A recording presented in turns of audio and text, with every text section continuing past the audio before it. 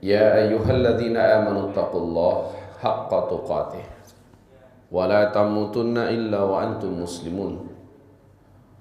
وقال سبحانه وتعالى يا أيها الناس اتقوا ربكم الذي خلقكم من نفس واحدة وخلق منها زوجها وبث منهما رجالا كثيرا ونساء واتقوا الله الذي تساءلون به والأرحام إن الله كان عليكم رقيبا.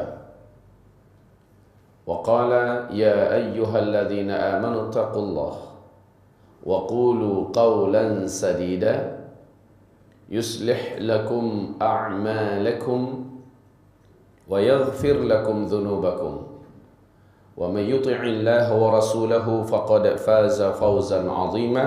اللهم ارحمنا بالقرآن.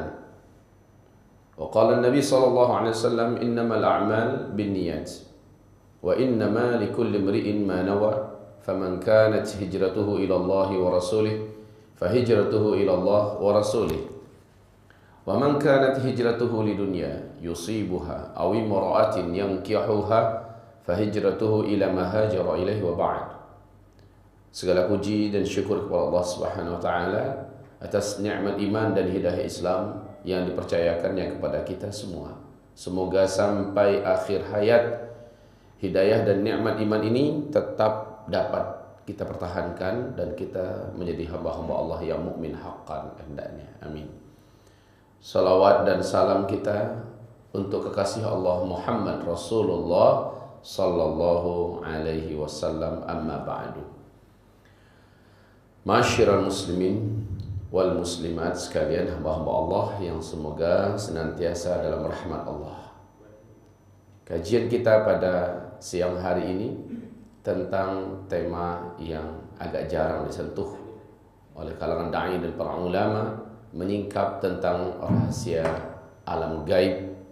Dalam hal ini kita fokus kepada malaikat dan jin.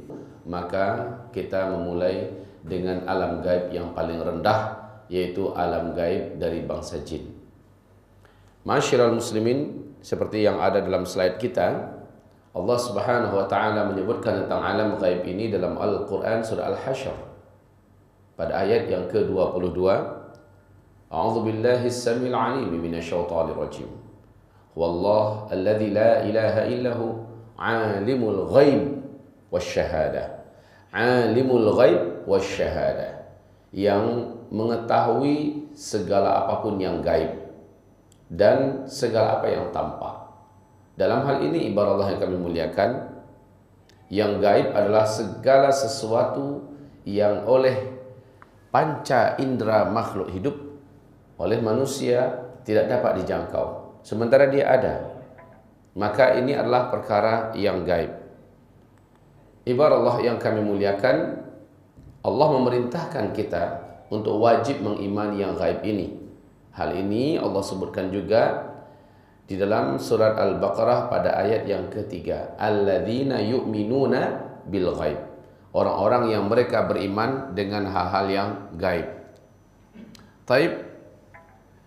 Perkara gaib yang ingin kita berbincangkan sekarang yaitu yang berkaitan dengan jin terlebih dahulu. Tentu saja setelah itu kita akan mengkomparasikannya atau memperbandingkannya dengan malaikat. Apa sih pentingnya untuk kita mengetahui hal ini? Urgennya apa? Kemudian dalam keseharian kita singgungannya di mana? Masya Allah, kaum muslimin yang kami muliakan. Untuk kita ketahui bersama, Allah Subhanahu wa taala mengumumkan kepada kita di dalam ayat yang sangat banyak dalam Al-Qur'an, seperti firman Allah, "Innama dzalikumus syaitan aduwwun lakum fattakhiduhu aduwwa." Allah mengatakan kamu punya musuh, dan musuh itu teramat sangat nyata. Walaupun dia tidak nyata secara fisik karena tidak dapat dilihat oleh kedua mata kita, tidak dapat didengar oleh kedua telinga kita, tidak dapat diraba dan disentuh oleh tangan kita, tetapi mereka sangat nyata kebencian dan bahaya mereka buat kita. Namanya musuh, mereka tidak akan pernah membiarkan kita dalam keadaan senang. Hidup ini akan dibuatnya susah. Walaupun kita sudah kafir kepada Allah. Apakah kita fikir musuh sejati kita itu yakni syaitan dari bangsa jin akan diam dan berpangku tangan? ah ini udah pasti masuk neraka, nggak usah diganggu lagi. Enggak. Walaupun dia sudah kafir, tetap saja yang namanya manusia dibenci oleh syaitan jin. Kaum muslimin hamba-hamba Allah yang kami muliakan, sebelum yang bersangkutan dapat digiring dan masuk ke dalam neraka, selama hidup di dunia, secara fisik pun yang bersangkutan akan tetap disakiti oleh syaitan jin ini. Dalam hal ini ibarat Allah yang kami muliakan, fenomena bukti adanya keberadaan jin dan syaitan itu, dan kita lihat interaksi mereka yang zalim pada manusia. Yang pertama, kasus adanya beberapa kesurupan pada sebahagian manusia tertentu. Sebagaimana juga terjadi mediasi di mana terjadi pembicaraan antara orang yang meruqyah orang yang sedang kesurupan dengan jin dan syaitan melalui tubuh orang yang disusupinya ini. Kemudian proses keluarnya jin atau syaitan dari tubuh ini menandakan ada. Seperti Rasulullah SAW pernah memukul dada salah seorang sahabat yang datang kepada Nabi, ya Rasulullah, salat saya kenapa sering lupa rakaat, lupa bacaan. Maka Nabi SAW mengatakan, mendekatlah. Ketika sahabat ini mendekat, Nabi langsung menepuk dadanya dengan keras. Dan apa kata Rasulullah? Ukhruj ya adu Allah. Ukhruj ya adu Allah. Keluarlah kamu wahai musuh Allah. Lihat bagaimana Rasulullah SAW perintahkan, keluarlah kamu wahai musuh Allah. Jelas ini yang disuruh keluar adalah jin dan syaitan. Ibarat Allah, hamba-hamba Allah sekalian yang kami muliakan, sesungguhnya Rasulullah bersabda dalam hadis Sahih Bukhari, sesungguhnya setiap manusia itu terlahir dalam keadaan fitrah. Seluruh manusia, mau dia dari keturunan orang Yahudi, mau dari keturunan orang Nasrani, atau dari orang yang tanpa agama sekalipun, mereka terlahir dalam keadaan fitrah, lurus, tidak menyimpang, dan tidak ada yang tidak normal, semuanya standar. Fajtalatsuhumus syayatin. Lalu syaitan-syaitan dari bangsa jin lah yang menjadikan mereka itu menyimpang dari fitrah mereka. Coba lihat sekarang, maraknya perilaku zina. Bahkan bukan hanya dilakoni dan digeluti oleh orang dewasa saja.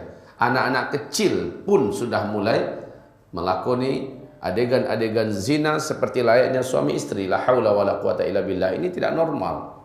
Tapi itu terwujud sekarang ini. Kaum homoseksual, kaum lesbian atau LGBT, seluruh mereka ini tidak normal. Kita dapat buktikan orang-orang yang dalam hidupnya tidak normal, mereka pasti sudah diganggu oleh musuh sejati manusia, yaitu syaitan dari bangsa jin atau jin pendurhaka, jin marid. Ma'asyiral muslimin yang kami muliakan, saya pernah suatu ketika di depan Ka'bah 2 tahun yang lalu, bulan Ramadan, 10 hari terakhir. Ada seorang tua yang usianya sudah 93 tahun dari Pakistan, dari Islamabad. Orang tua ini sudah 11 kali dioperasi di berbagai tempat yang berbeda di tubuhnya. Dan dia sudah sangat lemah berjalan, sementara dia umrah sendirian. Saya kasihan melihatnya. Kedua lututnya sulit untuk dibawa melangkah, membawa badannya kemana-mana. Karena dia dekat dengan saya, tiap hari saya bacakan ayat-ayat Allah kepada kedua lututnya. Semoga Allah tidak menjadikan ini ria dan ujub, karena saya menceritakan apa yang saya lakukan pada orang tua ini berdampak positif kepada beliau. Di mana saya teringat 3 hari terakhir menjelang saya berpisah dengan bapak ini, dia sesekali sudah mulai meninggalkan tongkat dan berjalan tanpa tongkat. Padahal sebelumnya dia tidak pernah melepaskan tongkat itu. Inilah dia dampak positif daripada Al-Quran yang diruqyahkan kepada orang. Sesakit apapun orang itu, insya Allah Allah menjamin Al-Quran adalah syifa. Apa yang saya kerjakan ini, beberapa orang yang iktikaf bareng dengan kami memperhatikan. Lalu ada yang mulai konsultasi dengan saya tentang masalah ruqyah, tentang masalah penyakit dan segala macamnya. Saya sampaikan kepada mereka, apabila Bapak Ibu ingin melihat beberapa pembelajaran daripada kami tentang masalah ruqyah dan Al-Quran adalah syifa dan sebagainya, silakan rujuk di YouTube, di mana ada kajian-kajian kita khusus tentang masalah bagaimana sembuh dengan Al-Quran.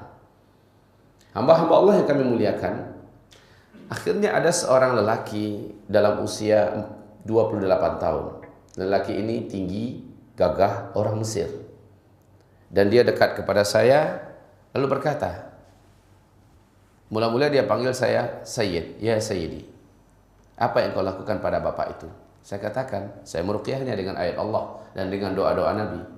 Lalu beliau berkata, apakah ruqyah ini bisa menghilangkan sebuah kecanduan yang saya sudah benci? Apa kecanduan kamu? Saya tanya. Saya sangat candu dengan rokok. Dan saya benci dengan rokok. Tapi saya tidak bisa melepaskannya. Dia mengatakan, saya datang dari Mesir kemari untuk mengumpulkan uang. Saya mau menikah. Mungkin Tuhan tidak percaya kalau di Mesir itu biaya nikah sangatlah mahal. Maharnya tinggi. Dia nggak tahu kalau saya juga dari alumni Mesir, Al-Azhar. Lalu saya katakan kepadanya, terus gimana? Saya datang kemari untuk cari uang.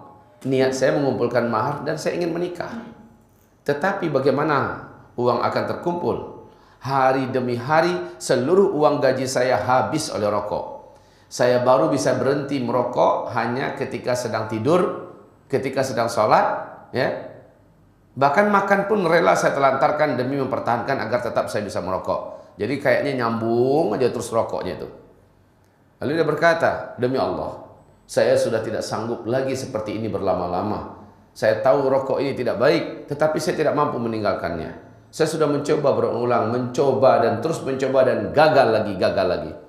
Saya katakan, apakah ini asli dan murni dari lubuk hati Anda yang paling dalam? Beliau mengatakan, wallah, iya demi Allah, katanya.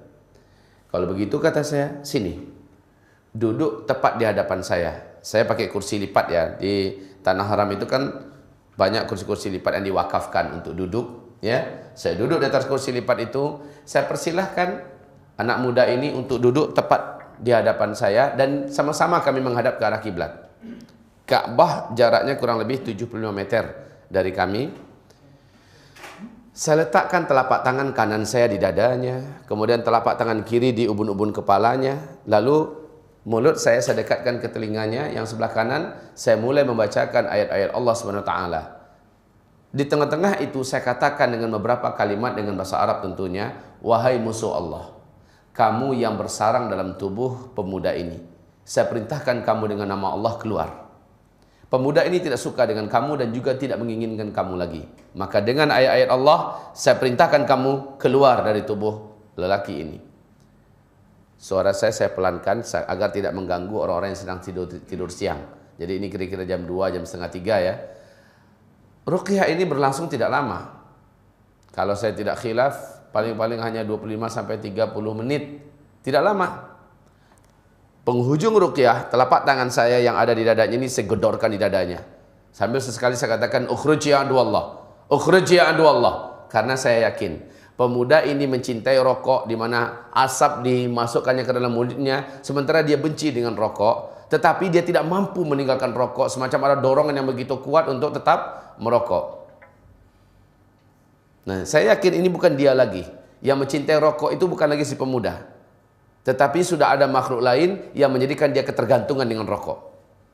Setelah saya gedor beberapa kali, dia pun terbatuk-batuk ringan, batuk-batuk ringan. Setelah itu selesai, ditutup dengan salawat. Kemudian kami bubar. Waktu asar masuk. Maghrib pun masuk. Dia tidak ada nampak. Biasanya nampak, sekarang tidak nampak. Waktu isya, dia juga masih nggak ada. Ya gimana mau ada, asal orang udah keluar saja menjelang asar atau apalagi setelah asar nggak akan mungkin bisa masuk lagi ke Masjidil Haram. 10 terakhir apalagi orang berebutan untuk dapat masuk ke dalam masjid. Intinya selepas sholat tarawih pukul 12, pemuda itu datang dan mendadak saja saya dipeluknya kuat-kuat dan dia tidak mau melepaskan. Sambil berkata, syukran ya Syekh, jazakallah khair, jazakallah khair. Orang sana kalau jazakallah itu jim itu G ya. Jazakallah khair, jazakallah khair. Dari Sayyid saya dipanggilnya Syekh, ya. Saya katakan, ada apa dengan engkau? Dia berkata, demi Allah katanya, saya berbuka tadi aneh. Apanya yang aneh? Saya katakan, biasanya saya berbuka langsung dengan rokok, ya. Dan saya tidak akan melepaskan rokok ini kecuali apabila saya sudah sholat. Jadi tadi katanya tidak terfikirkan sedikit pun oleh saya tentang rokok. Saya berbuka seperti layaknya orang lain berbuka dengan kurma, dengan susu dan lain-lainnya. Yang kedua katanya, waktu maghrib ke isya, teman-teman saya mendekat sambil merokok. Dan saya merasa busuk dan jijik dengan bau asap rokok itu. Saya suruh mereka mendekat, menjauh dari saya. Padahal katanya sebelumnya, saya teringat dengan rokok dan sangat kuat ingin merokok. Serta bau asap rokok itu sangatlah enak bagi saya. Ini saya menjadi benci. Dan saya menjauhkan diri dan saya suruh mereka juga menjauh dari saya. Selepas isya, yang aneh juga katanya, ada teman saya menyodorkan rokok kepada saya. Saya merasa jijik dengan rokok itu. Ini subhanallah. Nah ini kaum muslimin, adanya sesuatu yang menyimpang daripada normalnya manusia. Coba, rokok itu pada hakikatnya normal nggak? Asap rokok yang begitu, pahit dan nggak jelas rasanya, mengganggu di lidah, di bibir, segala macamnya. Apabila kita orang normal mencoba mencicipi, luar biasa tidak enak. Tetapi kok ada orang menjadi kecanduan begitu? Bukan dia lagi. Bukankah kita tahu salah satu di antara energi daripada jin dan syaitan adalah asap. Sementara rokok itu adalah menghisap asap. Makanya dikatakan smoke. Ibarat Allah yang kami muliakan, akhirnya orang ini subhanallah, sebatas kami bersamanya, dia membenci rokok. Saya tak tahu perkembangannya bagaimana. Ini menandakan apa? Ketika diusir ukhruj ya aduallah, persis seperti Rasulullah SAW mengusir jin atau syaitan yang mengganggu sahabatnya sehingga tidak susah untuk mendapatkan khusyuk dalam solat. Selalu pecah dan buyar konsentrasinya, teringat yang macam-macam dalam solat. Bahkan banyak lupa-lupa dalam rakaat dan segala macamnya. Ketika dipukul dadanya oleh Nabi, ukhruj ya aduallah, ini menandakan syaitan itu ada dalam tubuh manusia. Dan memanglah kata Rasulullah SAW, sesungguhnya inna syaitan yajri fi ibni adam majrad dam fadayyiquhu bis-shaum. Sesungguhnya syaitan itu di dalam tubuh manusia adanya di dalam aliran darah, kata Rasul.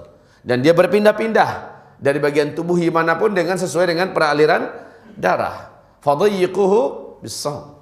Maka persempitlah para setan-setan itu mengalir di darah kamu dengan saum, dengan puasa. Ibarat Allah yang kami muliakan. Sekarang pembahasan kita, siapakah sebenarnya jin ini? Ingat ya, makhluk berakal yang Allah ciptakan itu cuma 3. Malaikat, manusia, dan jin. Enggak ada yang lain. Ustaz, bagaimana dengan setan? Bagaimana dengan iblis? Saya akan jelaskan perbedaan antara setan dengan iblis ini. Kaum muslimin yang kami muliakan. Secara sederhananya, iblis adalah seperti firman Allah, kana minal jin.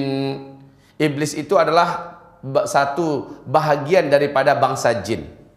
Syaitan adalah seluruh jin-jin yang kafir kepada Allah.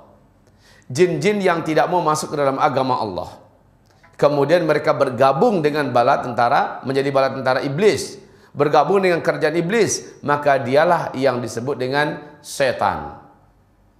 Agar dapat dibedakan, seluruh bangsa gaib selain malaikat hanyalah jin. Hanyalah jin. Ibarat Allah yang kami muliakan, iblis hanya satu orang, dan inilah yang disuruh sujud kepada Adam, dia tidak mau. Namanya Azazil oleh Al-Hafiz Ibnu Katsir di dalam kitab tafsirnya saat menguraikan tentang siapa sesungguhnya iblis. Dia adalah Azazil, bangsa jin yang paling soleh, paling taat, dinaikkan derajatnya oleh Allah setingkat dan selevel dengan para malaikat. Lalu ketika Allah menghabisi seluruh jin-jin yang ada di muka bumi, maka iblis ini menghasung para malaikat agar Allah tidak usah lagi melanjutkan penciptaan makhluk baru di muka bumi. Tetapi Allah Subhanahu wa taala berkata, saya punya rencana dengan ilmu saya yang kalian tidak tahu. Setelah Adam diciptakan, diberi bekal ilmu yang Masya Allah. Nah firman Allah, orang yang macam ini, orang yang berilmu macam ini tidak akan melakukan kerusakan seperti bangsa jin melakukan sebelumnya. Lalu Allah Subhanahu wa taala perintahkan seluruh malaikat termasuk Azazil agar sujud kepada Adam. Namun seluruh malaikat sujud kecuali Azazil. Dia enggan. Aba wastakbar wa kana minal kafirin. Ya. Wa idh qulna lil malaikati isjudu li Adam fasajadu illa iblis. Seluruh malaikat sujud. illa iblis. Yang tidak mau adalah iblis. Iblis ini di ayat yang lain Allah mengatakan wa kana minal jin. Iblis itu termasuk dari bangsa jin. Nah, kaum muslimin yang kami muliakan, jin pada masa dulu sebelum Adam diciptakan persis seperti kita. Maksudnya berjasad kasar. Punya panca indera yang kasar, ya. Belum lagi digaibkan oleh Allah Subhanahu wa taala. Ini satu-satunya jin yang tidak membangkang kepada Allah Subhanahu wa taala hanyalah Azazil yang dinaikkan ke langit. Setelah iblis, seluruh setan-setan, seluruh jin-jin yang ada di muka bumi dihabisi, iblis Azazil tidak mau sujud bersama dengan para malaikat kepada Adam. Allah berikan nama baru kepada si Azazil, namanya adalah Iblis. Lalu Allah usir iblis. Ukhruj minha, keluar kamu dari surgaku ini. Tidak pantas bagi hambaku yang ada tinggal dalam surga sementara dalam hatinya ada rasa sombong. Setelah iblis keluar, dia mendendam, lalu berdoa kepada Allah. Dia berdoa dan Allah kabulkan doanya. Doa iblis adalah, ya Allah, panjangkan umur hamba sampai hari kiamat. Allah kabulkan. Doa iblis yang kedua, ya Allah, izinkanlah hamba dan bangsa hamba dapat melihat manusia sementara mereka tidak dapat melihat bangsa kami. Allah pun mengabulkan. Iblis minta yang ketiga, izinkan hamba memperbanyak calon penghuni neraka dari kalangan anak cucu Adam ya Rabbal Alamin. Allah pun membenarkan dan mengizinkan, mengabulkan doa iblis ini. Masya Allah. Iblis dia kalau perlu apa-apa dia mintanya sama Allah. Lah kalau orang sekarang sempat perlu apa-apa enggak ke Allah, dia minta, kalah iblis sama dia tuh. Kaum muslimin yang kami muliakan, ini yang iblis. Syaitan siapa lagi? Syaitan adalah seluruh makhluk yang menyesatkan hamba-hamba Allah dari jalan Allah. Ini syaitan. Dan syaitan itu terbagi dua. Silakan perhatikan kepada whiteboard. Apa ini tidak boleh bisa ditayangkan ke whiteboard. Perhatikan kepada whiteboard. Halo.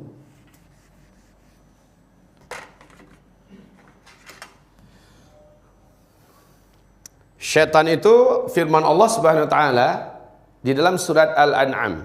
Wa kadzalika ja'alna likulli nabiyyin aduwan syayatinal insi wal jin.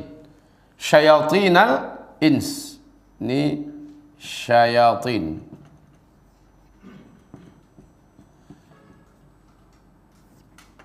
Al-ins dulu. Syaitan dari bangsa manusia. Wal jin. Syaitan dari bangsa jin. Ya. Syayatin al-insi wal jinni. Ini adalah dari bangsa manusia dan ini dari bangsa jin. Nah, kaum muslimin, syaitan itu, syaitan jamak daripada syaitan. Syayatin jamak daripada syaitan. Oh. Enggak ada, pena hitamnya enggak ada.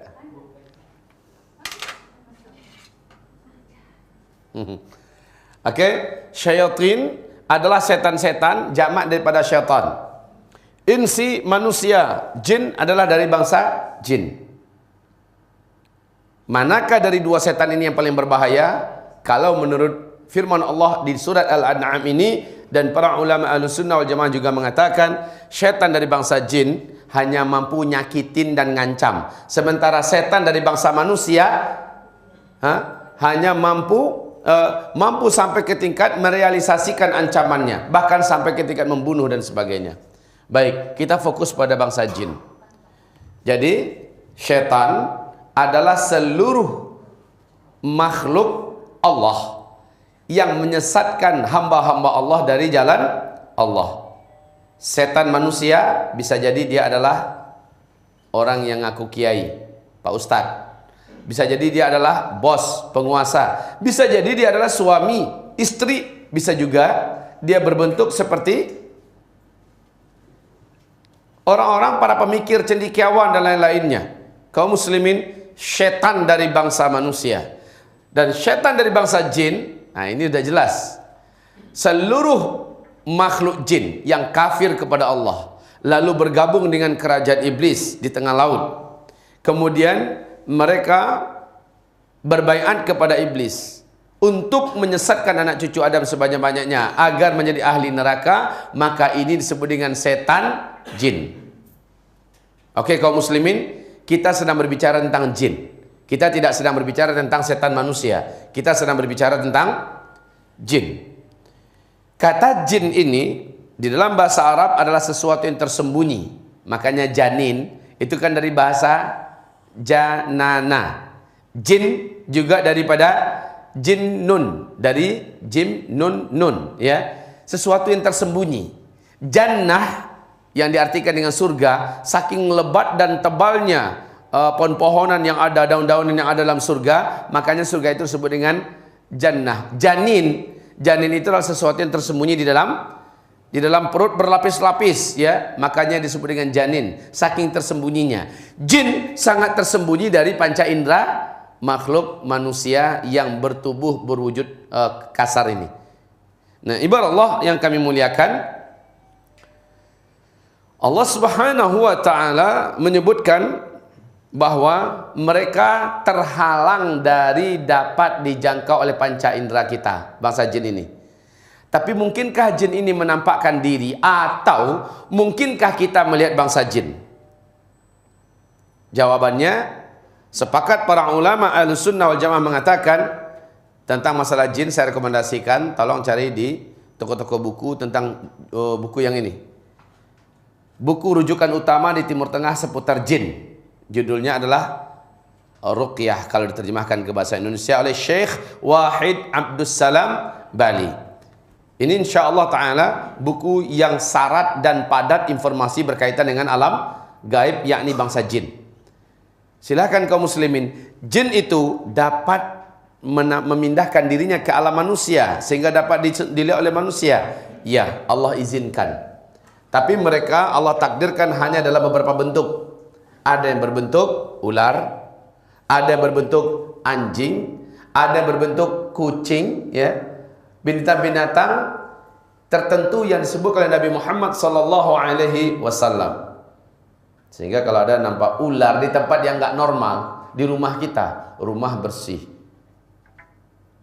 Bisa jadi lantai 2 atau lantai 3. Di dalam rumah ketemu oleh kita ular melingkar berwarna hitam. Kan nggak normal, maka jangan langsung dibunuh tuh ular. Kata Rasulullah SAW, perintahkan dia keluar. Sebutkan nama Allah, ingatkan perjanjiannya dengan Nabi Sulaiman, suruh dia keluar. Kalau itu jin, dia keluar. Dari lubang mana dia keluar? Kadang-kadang aneh Pak, dia masuk ke arah dapur, tahu-tahu kita lihat lagi ke dapur, dia sudah nggak ada. Begitu cepatnya dia hilang. Kadang-kadang di atas dipan, tempat tidur. Nah, pernah sahabat saat dia pulang dari perang, ditemukannya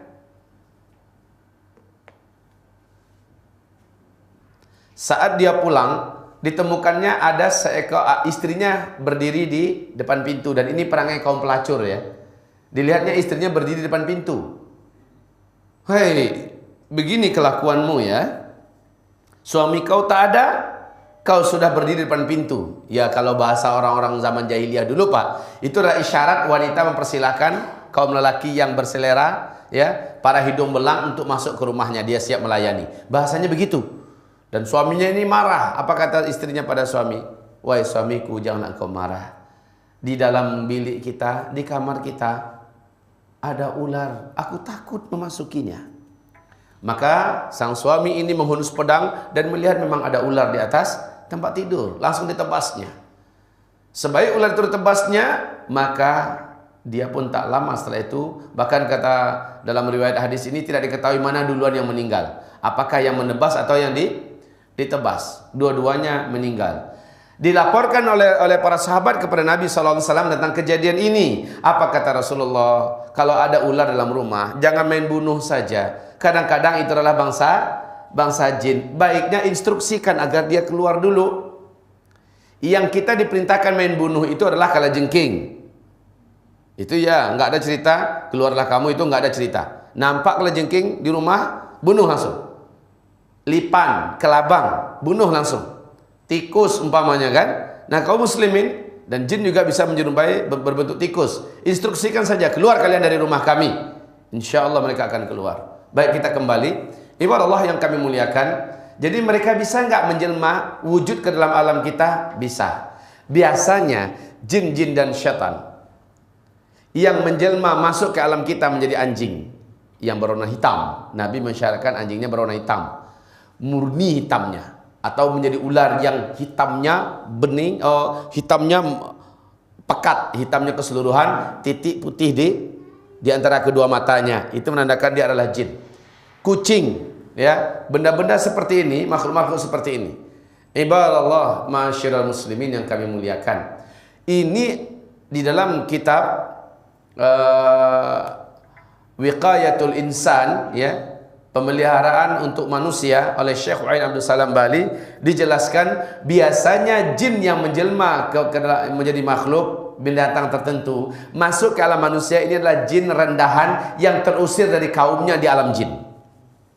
Ya. Ini adalah jin-jin rendahan yang terusir dari bangsanya di kalangan bangsa jin. Lalu dia masuk ke alam manusia, dan jin yang sudah mampu masuk ke alam manusia adalah jin-jin yang sudah mempunyai kemampuan dan umur yang sangat lebih. Kaum muslimin yang kami muliakan. Tapi kalau ada manusia bisa melihat jin, sementara Allah Subhanahu wa taala sudah memastikan innahu yarakum huwa wa qabiluh min haitsu la tarawnahum. Sesungguhnya syaitan-syaitan, ya, dari bangsa jin itu sanggup melihat kalian dari arah di mana kalian tidak akan sanggup melihat mereka. Pertanyaan, mungkinkah manusia melihat jin sementara orang lain tidak melihat?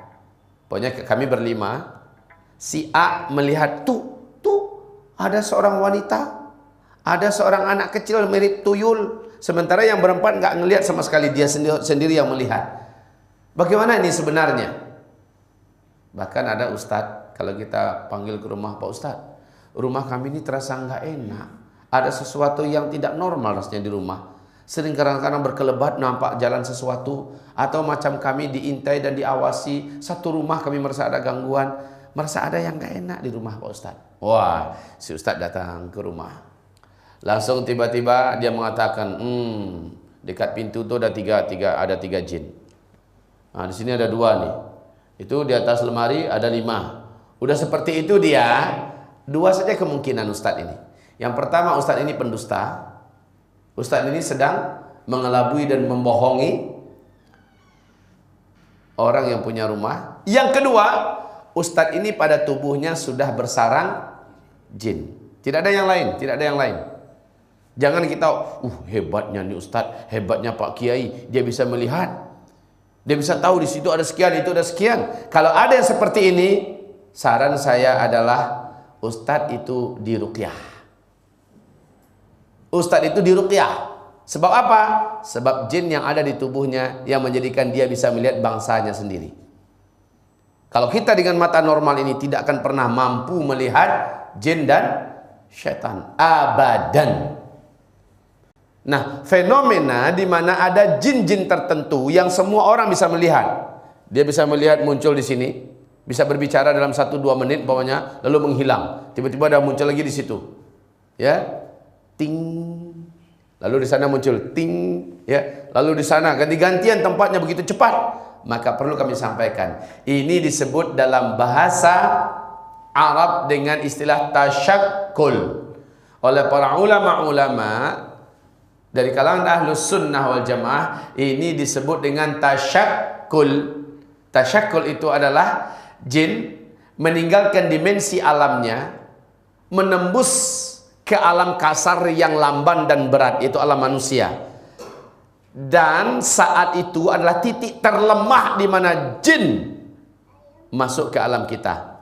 Bapak Ibu, Bu, saya yakin sesuai dengan kita tonton di TV-TV dan yang kebanyakan berada di masyarakat kita, kalau ada seseorang melihat penampakan di dalam biliknya, yang akan dilakukan orang ini apa?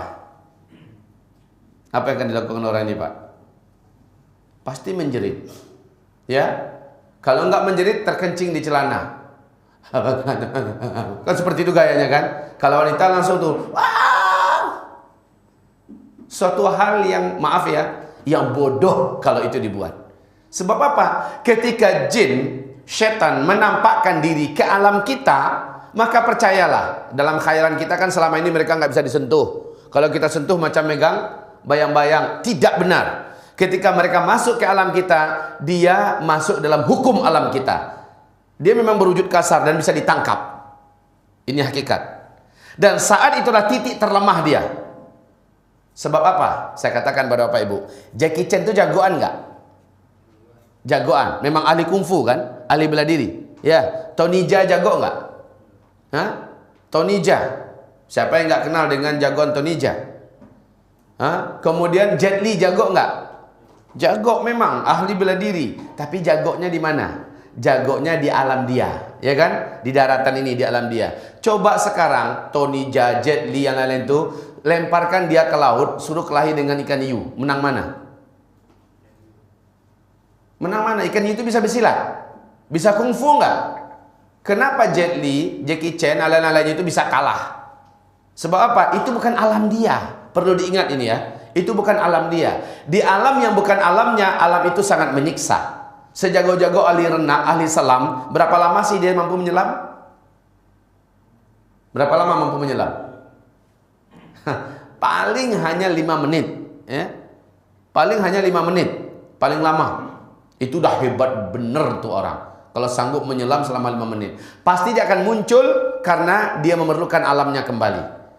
Dan semasa dia dalam air, gerakannya lamban. Dia akan menjadi mangsa makhluk-makhluk berbahaya yang ada di dalam air itu. Nah sekarang kebalikan. Seorang ibu pegang pisau dapur, disuruh berhadapan dengan ikan hiu yang paling ganas, tetapi ikan hiu itu dilemparkan ke dapur. Ibu pegang pisau dapur, menang mana kelahi itu? Hah? Pasti menang ibu. Walaupun tuh ibu nggak jagoan kelahi, nggak usah dia apa-apain ikan hiunya, tunggu aja gak setengah jam mati itu kan hiu, betul nggak? Apalagi kalau ibu ini menusukkan pisau tadi. Jagonya ikan hiu hanya di alamnya. Tapi kalau sudah masuk ke alam kita, dia menjadi mangsa kita, dia menjadi korban kita. Betul? Begitulah hakikatnya kita dengan jin di alam jin. Apabila dia masuk ke alam kita, sesekali jangan pernah kita merasa takut kepadanya. Persis pernyataan Imam Mujahid rahimahullah, bila engkau melihat syaitan menampakkan diri kepadamu dalam wujud apapun saja, maka hinakanlah dia, ambil benda apa yang ada di dekatmu dan lemparkan kepadanya. Bismillahirrahmanirrahim, Allahu Akbar. Kalau Nabi Muhammad Pak, dalam sholat tahajudnya, beliau diganggu oleh syaitan. Ya, dalam sholat tahajudnya, apa yang dibuat oleh Nabi? Apa yang dibuat oleh Nabi Muhammad? Langsung dicengkramnya dengan tangannya, kemudian dipegangnya leher daripada setan tersebut. Setan tersebut mengecil sampai lehernya, lidahnya menjulur, kata Rasulullah SAW, sampai ke batas lutut daripada jin ini. Jinnya menjadi kecil, kemudian lidahnya menjulur. Kata Rasulullah, kalaulah aku tidak ingat dengan perjanjian saudaraku Sulaiman dengan bangsa jin, bahwa tidak ada lagi manusia yang akan menguasai jin setelah ini, pasti dia akan saya ikat di tiang. Jadi Pak, kalau itu jin sempat menampakkan diri ke alam kita, lalu kita tangkap Pak, dia pasti kita dapatkan. Pak, dia pasti kita dapatkan. Ya, lalu kita ikat dia jatuh ke dalam hukum alam kita. Dia terikat sebagaikan seekor kelelawar yang kita tangkap. Lalu kita ikat di dinding. Macam itulah hukumnya. Sampai besok pagi anak-anak kecil mampu melihat ini jin. Tapi sudah dalam wujud kasar, ya, dalam bentuk fisik yang kasar. Begitu kaum muslimin. Makanya dalam perjanjian di alam jin, haram bagi jin menampakkan diri di hadapan manusia, karena ini pantangan dan undang-undang yang ketat di alam bangsa jin. Tidak boleh menampakkan diri kepada manusia, apalagi manusia itu manusia yang beriman, karena bisa-bisa dia dibunuh oleh orang yang beriman. Kaum muslimin, hamba-hamba Allah yang kami muliakan. Jadi, fenomena jin menampakkan diri ke alam manusia disebut dengan tasyakkul. Tasyakkul. Jin manakah yang mampu menampakkan diri kepada manusia? Hanyalah jin yang usianya sudah ratusan tahun, bahkan ribuan tahun. Jin ini dapat mati. Seluruh jin yang ada, setan yang ada dapat mati. Dan kita bisa membunuhnya, Pak. Jika kita menginginkan, saat dia mengganggu kita, kita bisa membunuhnya. Allah berikan kita senjata. Salah satunya surat Al-Baqarah ayat kursi. Ini bisa membakarnya. Ini bisa menghanguskannya sehangus-hangusnya. Sangat banyak kisah. Di sini didapatkan, silakan cari kitab ini. Di sini didapatkan penjelasan dalam hadis-hadis Nabi yang sahih, di dalam sejarah para ulama salaf, di mana jin dan setan ternyata dapat dibunuh. Saat mereka sudah mengganggu kita, Allah beri kita senjata untuk menghabisi mereka. Kaum muslimin, hamba-hamba Allah yang kami muliakan, yang dapat menampakkan diri ke alam kita hanyalah jin-jin yang usianya sudah lanjut, sudah kuat. Ibaratnya itu sudah senior, sudah pakar dan ahli untuk mengganggu manusia. Ya, dia sudah mampu beradaptasi. Karena Bapak Ibu, saat jin dan setan itu masuk ke alam kita, bagi mereka ini adalah penyiksaan. Tersiksa mereka masuk ke alam kita, Pak. Seperti tersiksanya kita masuk ke alam air. Karena itu bukan alam kita. Sesak nafas kita, lamban gerakan kita. Bagi jin dan setan, ada di alam kita ini adalah menyiksa mereka. Jadi jangan Bapak pikir mereka ada di alam kita merasa enak. Mereka enggak. Tersiksa mereka, Bapak Ibu. Hamba-hamba Allah yang kami muliakan. Nah, asal penciptaan jin, di sini Allah firmankan di dalam Al-Quran, surat Al-Hijr, surat 2, surat Al-Hijr, ayat 26-27, bahwa jin Allah ciptakan daripada naris samum, dari api yang teramat sangat panas. Dari itu jin Allah SWT ciptakan, jadi dari api. Perbandingannya dengan malaikat nanti, malaikat dari nur. Dan nur ini jauh lebih murni daripada api. Api adalah bendanya, api adalah zatnya, sementara nur adalah sifatnya. Oleh karena itu, jin bisa nggak melihat malaikat? Tidak. Tapi seluruh malaikat bisa melihat jin. Apakah jin sanggup mengalahkan malaikat? Sampai bertanduk kucing itu nggak akan pernah jin bisa mengalahkan malaikat. Sebab apa? Insya Allah kita jelaskan. Kalau malaikat itu bersatulah jin dan manusia, nak mengalahkan satu malaikat saja tidak akan pernah malaikat Allah bisa dikalahkan. Allah mengatakan malaikat ini adalah makhluk yang sangat perkasa. Bapak akan lihat perbanding. Kalau jin itu, Pak, saking kecilnya dia bisa masuk ke dalam pori-pori kita, melalui pori-pori kita untuk menembus masuk ke dalam tubuh kita. Dan dia bisa berada dalam aliran darah kita. Coba Pak, jin itu kecil. Saya katakan jin itu kecil, bukan berarti seperti yang ditontonkan di TV-TV. Masukkan jin, ambil jin, kemudian masuk dalam botol.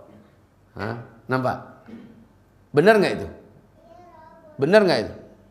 Dibohongin. Kalau itu, iya Pak Ustadz, botolnya gerak-gerak habis itu. Permainan mereka sebelum syutingan dimulai, sudah ada perjanjian antara si dukun ini dengan jin. Nanti pura-pura mereka action, bisa ditangkap lalu ada di dalam. Nanti ke depannya akan dilepaskan kembali. Itu sudah permainan semuanya. Ya, tapi manusia ini bayar mahal dia kepada jin setan ini. Ya, dia akan bayar mahal. Akidahnya, kehidupannya, semuanya dia gadaikan untuk bangsa jin yang terlaknat ini. Kaum muslimin, hamba-hamba Allah yang kami muliakan. Nah, jadi kalau kita lihat, jin-jin ini diciptakan daripada api yang panas. Makanya orang kalau marah, apa kata Nabi? Orang kalau marah gimana? Diperintahkan untuk wudu. Sebelum wudu apa yang dibaca, Pak? A'udzu billahi minasyaitonir rajim. Kalau kamu marah, kata Rasulullah, bertauzlah kepada Allah dari syaitan yang terkutuk. Sebab apa? Di dalam kitab Talbis Iblis oleh Syekh Ibnul Jauzi rahimahullah, ternyata Rasulullah menyebutkan pertemuan antara iblis dengan Nabi Musa alaihissalam. Apa kata iblis kepada Musa setelah Musa menolong iblis dalam hal mendoakan kepada Allah? Ternyata doa Nabi Musa dikabulkan Allah. Lalu disampaikan oleh Nabi Musa kepada iblis, "Iblis, congratulations for you. Selamat, permintaan ente Allah kabulkan. Tobat ente mau Allah terima, dan dosa-dosa ente Allah putihkan kembali. Syaratnya ente sujud kepada kuburan Adam." Sombong iblis balik muncul. Hidup aja Adam saya nggak mau sujud, apalagi udah mati. Sorry biar nggak jadi tobat dah. Kan gitu. Hidup aja Adam saya nggak mau sujud pada dia, apalagi udah mati ke kuburannya lagi. Biar nggak jadi tobat. Nah setelah itu apa kata iblis? Musa, karena ente sudah tolong saya, ente sudah mau jadi perantara saya untuk berdoa pada Allah, saya akan bongkarkan satu hal kepada ente yang sebenarnya saya tidak akan mau bongkarkan ini kecuali karena Allah yang perintahkan saya. Katanya, hai Musa, salah satu beliau mengatakan, saya akan kuasai seseorang lahir batinnya, jiwa raganya saat dia terperangkap dan mengikuti perangkap saya itu di salah satu dari antara 3 hal. Yang pertama katanya, kalau seorang itu telah berdua-duaan dengan lawan jenisnya yang bukan mahramnya, saya akan menjadi yang ketiga di antara mereka. Ini yang pertama.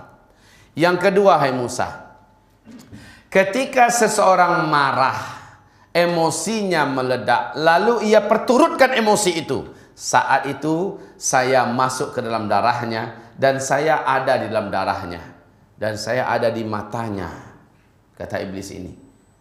Maknanya apa? Maknanya orang kalau marah Pak dan dia perturutkan marahnya, enggak dia kontrol marahnya, setan akan kuasai dia dan mereka ada dalam darah.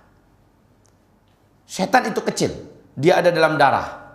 Makanya kata Nabi, sesungguhnya setan-setan itu mengalir di tubuh kamu dalam aliran darah. Persempitlah oleh kamu, Pak. Bu, ibu boleh praktekkan, Bu. Kalau ada orang yang agak kurang normal kesehatannya, dicek ke dokter nggak ketemu penyakitnya apa, sementara dia menjerit-menjerit kesakitan segala macamnya, itu pastikan ada jin di dalam tubuhnya. Ruqyah dia, bacakan saja ayat Allah. Niatkan untuk mengusir jin dan setan yang ada dalam tubuhnya. Nanti Bapak Ibu akan melihat hal yang aneh terjadi. Mungkin sebesar kelereng, ada yang jalan-jalan di pembuluh darah sini, atau ada yang denyut di bagian tangan tertentu, atau di bagian pahanya, di bagian betisnya dan sebagainya. Bapak Ibu akan melihat hal yang unik-unik, yang aneh-aneh. Atau di perutnya semacam ada sebesar bola pingpong, bergerak-gerak dan lari-lari dengan cepat. Itu nampak oleh kita dan terasa oleh yang punya badan. Menandakan apa? Ada bangsa jin di dalam tubuh orang ini. Dan jin kalau sudah masuk dalam tubuh seseorang, dia akan jadikan orang itu ke arah tidak normal. Kalau sakit, sakitnya nggak normal. Kalau punya selera, seleranya tidak normal. Ya, ada penyimpangan. Fajtalathumush syayatin, maka setan-setanlah yang menjadikan mereka menyimpang dan tidak normal. Jadi jin dan setan itu diciptakan oleh Allah dari narsamum, dari api yang sangat panas. Baik. Ibadallah, ma'asyiral muslimin yang kami muliakan. Antara beda jin, setan dan iblis saya sudah sampaikan. Kalau ada yang ragu, boleh ditanyakan nanti, Ustaz, begini, apa sebenarnya, silakan untuk ditanyakan. Taib ibadallah yang kami muliakan. Apakah seluruh jin jahat? Oh tidak. Jin itu ada yang baik, ada yang fasik, ada yang jahat. Apakah seluruh jin itu setan? Tidak. Seluruh setan pasti jin, tapi tidak seluruh jin adalah setan. Ya Bu ya. Seluruh setan pasti jin, tapi tidak seluruh jin itu adalah setan. Ya. Ibarat Allah yang kami muliakan, ada setan yang beriman, jin-jin yang beriman itu ada. Jin yang beriman, ya, jin yang masuk Islam. Kayak kita ketika Allah berfirman, "Wa ma khalaqatul jinna wal insa illa liya'budun." Aku tidak ciptakan jin, aku juga tidak ciptakan manusia, illa liya'buduni, kecuali agar mereka beribadah kepada aku. Berarti di antara jin juga ada yang menyembah Allah, beriman kepada Allah, masuk dalam Islam, bersyahadat. Bahkan dalam surah Ar-Rahman Allah memastikan penghuni surga bukan hanya manusia, tetapi juga adalah bangsa jin yang juga beriman dan menyembah Allah semasa hidup di dunia. Namun jin sekali lagi persis dengan kita. Mereka juga ada yang preman, Pak. Ada yang preman. Dikatakan muslim-muslim tapi ganggu itu hobi. Mencuri suka, ya. Kemudian nyakitin orang, nakut-nakutin orang, ya, khususnya anak cucu Adam, itu dia suka, apalagi pada orang yang takut kepadanya. Setan-setan yang nakal tuh Pak, kalau ada manusia takut dengan jin, waduh, jin yang kayak gitu tuh iseng banget tuh ke orang. Kalau ada orang takut dengan jin, maka jin paling suka dengan orang yang takut kepadanya. Apa dalilnya? Ketika mereka berkata, dan Rasulullah bersabda, sesungguhnya para jin dan syaitan berkata. Dalam Al-Quran juga Allah sebutkan begitu, surah Al-Jin ya, bahwa sesungguhnya kami takut dengan bangsa manusia. Tetapi ketika kami melihat mereka yang takut kepada kami, maka kami mangsa mereka. Sesungguhnya jin itu takut dengan kita. Tapi ketika dilihatnya kita yang takut pada mereka, kami mangsa mereka. Ya, mereka pun diperbudak, mereka pun dipermainkan dan dihinakan. Jin berkembang biak Pak, bisa kawin. Jin betina dengan jin jantan. Oh ya, satu hal yang belum saya sebutkan. Jin itu makin baik kelakuannya, makin taat dia, maka semakin baik bentuk rupanya. Sebaik-baik rupa jin tetap saja kalau nampak oleh kita dalam wujud aslinya Pak, takut kita ngelihat, nggak asik sedikit pun. Jin semakin dia jahat, maka semakin buruk bentuknya. Jadi kejahatan itu langsung berekses kepada penampilannya, wajahnya, bentuk fisiknya, segala macamnya. Makin dia jahat, makin buruklah penampilannya. Nah, kaum muslimin yang kami muliakan, mereka berkembang biak. Mereka punya syahwat persis seperti kita. Dan ingat, menurut bangsa jin, Bu, kita ini khususnya ibu-ibu, bagi mereka ibu-ibu ini secantik bidadari. Saya laki-laki, walaupun dah tua, bagi bangsa jin yang betina, saya ini masih seksi bagi mereka. Bapak kami yang tua, ya, walaupun sudah umur 60 tahun Pak, bagi bangsa jin, bapak ini masih seksi bagi mereka. Syahwat mereka ngelihat kita Pak. Bu, makanya Nabi mengajarkan, jangan biasakan telanjang-telanjang, khususnya di kamar mandi. Ya, masuk itu baca doa. Allahumma inni a'udzubika minal khubuthi wal khaba'ith. Lindungi hamba ya Allah dari jin betina dan jin jantan. Dari jin jantan dan jin betina. Kalau jin jantan Pak, ngelihat wanita manusia telanjang masuk atau di dalamnya telanjang, waduh, di foto-fotonya itu dan mereka ngirim di WhatsApp mereka pindah-pindah. Iya serius Pak. Kalau kita yang telanjang Pak, waduh, ngiler itu jin-jin betina. Ngiler. Dan mereka berusaha bagaimana kita bisa dinikmatinya. Caranya adalah mereka berusaha untuk bergabung ketika kita menjimai istri kita atau ketika kita berjima dengan suami kita, maka dia mencoba menikmatinya. Makanya Nabi mengajarkan lagi baca doa sebelum berhubungan intim. Allahumma jannibish syaitana 'anna wa jannibish syaitana ma razaqtana. Allah perintahkan baca doa ini, maka tidak ada jin dan setan yang mampu ikut join dalam hubungan intim suami istri yang kita lakukan. Jadi betapa malang para suami para istri, saking semangatnya baru malam pertama dia tidak memakai adab-adab. Padahal adab ini dipakai sejak dia malam pertama sampai malam terakhir. Sampai meninggal maksudnya. Kalau asal masih ada saja keinginannya berhubungan intim suami istri, selama itu tetap dibaca doa ini agar tidak ada jin dan setan yang ikut. Nah, Bapak Ibu yang kami muliakan, ini banyak beberapa rahasia yang ingin saya sampaikan kepada Bapak Ibu. Jin dan setan ini bisa nggak kawin dengan manusia? Bisa nggak kawin dengan manusia? Baca di sini. Juga dalam buku Syekh Ahmad Salim, ya, di sana diajarkan tentang ensiklopedi pengobatan Islam, di mana ensiklopedi pengobatan Islam ada bahagian daripada pembahasan jin secara tuntas. Ternyata jin itu bisa kawin dengan manusia. Kawin dengan manusia. Dalam sejarah, beberapa fakta dalam sejarah diceritakan perkawinan yang terjadi antara jin dengan manusia, walaupun para ulama ahli mazhab mengatakan tidak baik. Tidak baik. Dan memang iya Pak, nikah dengan bangsa jin itu adalah pernikahan yang tidak normal. Pernikahan yang akan menyusahkan. Dan jujur, saat saya meruqyah seorang wanita,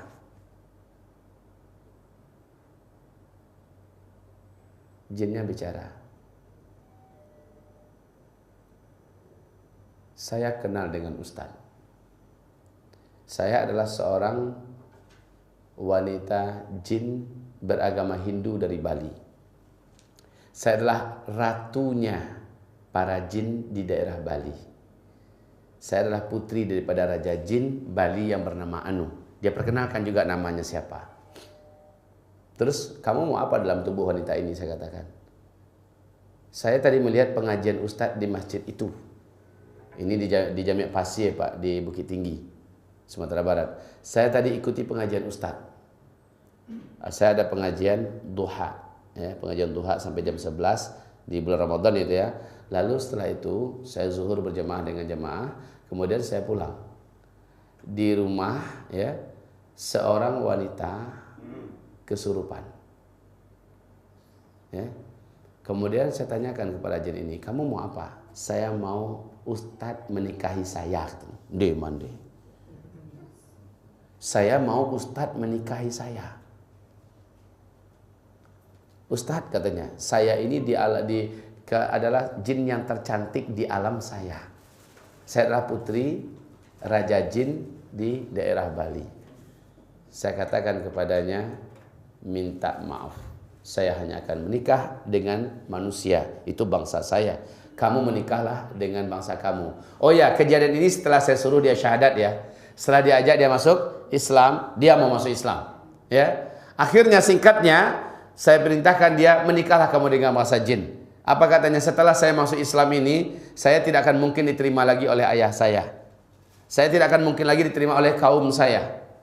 Maka saya katakan kepadanya, pergilah kamu ke masjid kita yang tadi kamu dengar saya ceramah di sana. Di situ ada jin-jin muslim, ada pemuda-pemuda jin muslim. Kamu bisa menikah dengannya dan hiduplah selaku orang-orang sebagai jin-jin yang beriman kepada Allah. Singkatnya Pak, selesai. Jadi ketika saya tanyakan, gimana cara kamu akan berhubungan dengan saya? Dia katakan, gampang Pak Ustadz. Saya pakai tubuh wanita ini, dan Ustadz menikahlah dengan dia, lalu Ustadz sudah menikah dengan saya.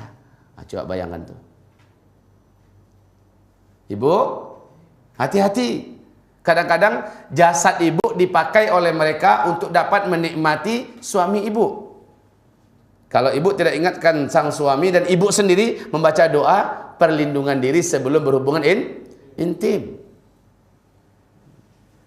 Kalau saya mau ceritakan ini panjang luas. Saya sarankan Bapak Ibu kalau ingin luas pengetahuannya tentang seluk-beluk alam jin, bacalah kitab Syekh Wahid Abdul Salam Bali ini, di mana Allah memberikan kepada beliau keluasan wawasan tentang masalah alam jin ini sesuai dengan informasi-informasi wahyu, sementara hadis Nabi yang sahih juga mendukung dan para ulama-ulama salaf juga menguraikan. Taib. Jin berkembang biak. Bahkan dikatakan dalam sejarah di kitab Talbis Iblis oleh Syekh Ibnul Jauzi, iblis ternyata punya 5 orang anak. Dan kelima-lima ini menjadi andalan iblis untuk menyesatkan seluruh cucu Adam di muka bumi ini. Salah satu anak iblis khusus kerjanya adalah mencerai-beraikan rumah tangga orang yang berumah tangga di bumi ini. Salah satu kerja daripada anak iblis. Bagaimana orang yang berumah tangga, perceraian terjadi dalam rumah tangganya. Nah, Bapak Ibu mungkin sudah mendengarkan, membaca buku Al-Kabair, 70 dosa-dosa besar yang ditulis oleh Imam Az-Zahabi. Di sana dijelaskan bahwa Nabi Muhammad SAW berkata, sesungguhnya iblis tidaklah bangga dengan setan yang berhasil menyesatkan orang soleh sehingga menjadi pezina, menyesatkan orang soleh sehingga menjadi makan yang haram, menyesatkan orang soleh sehingga membunuh orang. Belum bangga dia. Tapi kalau ada didengarkan oleh iblis setan yang berhasil memecah belah rumah tangga orang sehingga orang itu jadi tidak akur dan memusuhan dan akhirnya bercerai, maka setan memuji orang ini, iblis akan memuji setan ini, memeluk setan ini dan menaikkan pangkatnya, meletakkan posisinya menjadi naik. Masya Allah. Ya. Nah, kaum muslimin mereka turun-temurun. Mereka turun-temurun, beranak pinak. Oleh sebab itu ibarat Allah yang kami muliakan, seperti firman Allah Subhanahu wa taala, kana minal jinni fafasaqa an amri rabbih afatattakhidunahu wa dzurriyyatahu awliya. Di ayat ini Allah katakan surah Al-Kahfi ayat 50, apakah engkau hai manusia akan jadikan jin-jin dan setan-setan itu sebagai sekutu-sekutu kalian dan anak keturunannya. Anak keturunannya berarti dia punya anak keturunan. Dia macam kita, Pak, bayi, balita, remaja, dewasa, tua, dan mati. Seluruh jin, seluruh setan. Yang lama mati itu cuma 1 ekor saja, iblis. Ya. Hanya 1 ekor saja yang lama mati. Kapan matinya? Saat sangkakala pertama sudah ditiupkan. Ya, itulah dia umur iblis. Sejak Adam diciptakan, dia sudah ada duluan, dan matinya paling terakhir nanti. Yang mencabut nyawa iblis adalah malaikat maut. Setelah malaikat maut mencabut nyawa iblis, jeritan iblis itu kata Rasulullah terdengar sampai ke lapisan arash. Ya, sampai ke arash Allah, lapisan langit ke-7. Setelah itu barulah Allah yang maha agung, maha perkasa mencabut nyawa malaikat maut. Ya.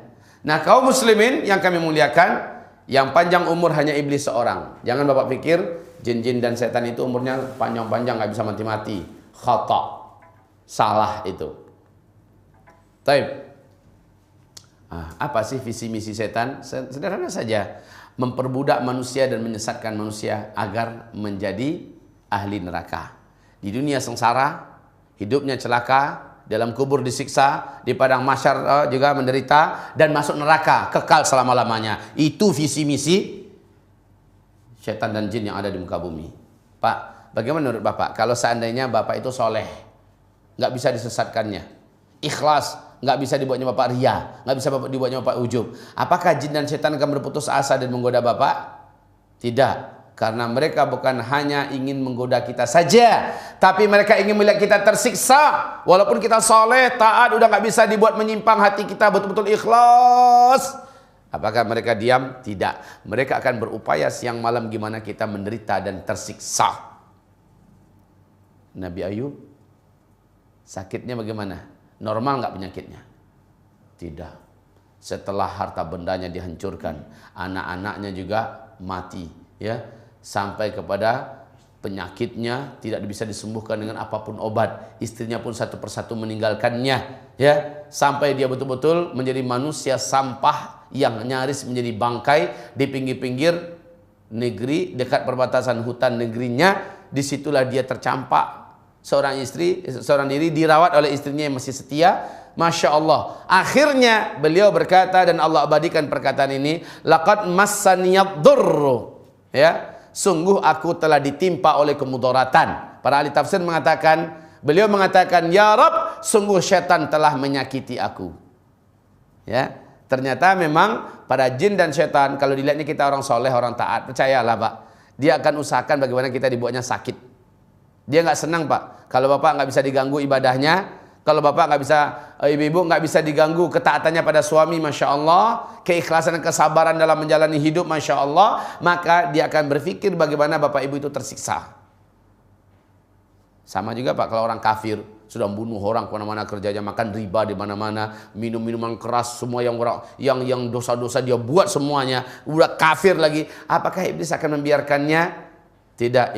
Setan akan menjadikan orang ini tersiksa secara fisik. Dia akan banyak penyakit ini, penyakit itu. Dan penyakit itu dari jin dan setan. Namanya musuh Pak. Walau udah pasti kafir, udah pasti masuk neraka, masih dia sakiti di dunia ini. Karena inginnya jin dan setan itu bagaimana si manusia, anak cucu Adam, sakit dunia akhirat. Gitu loh. Tersiksa dunia akhirat, sedih dunia akhirat, melarat dunia akhirat. Ya, itu misi mereka. Musuh yang nyata kaum muslimin. Baik.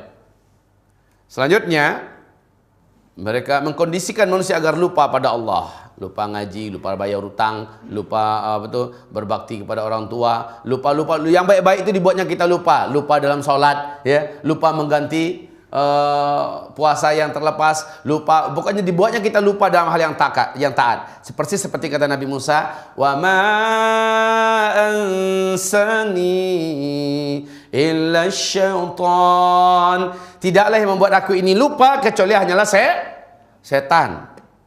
Ya Pak ya. Makanya kalau ada sahabat yang lupa-lupa dalam sholat, apa kata Nabi kepada sahabat itu setelah digedor dadanya?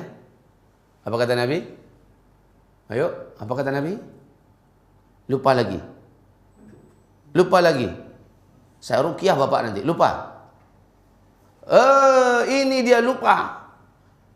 Bukankah Rasulullah mengatakan, sini kamu, digedor oleh Rasulullah dadanya sambil mengatakan, ukhruj ya adu Allah, keluar kamu hai musuh Allah. Karena setan itu suka membuat manusia lupa.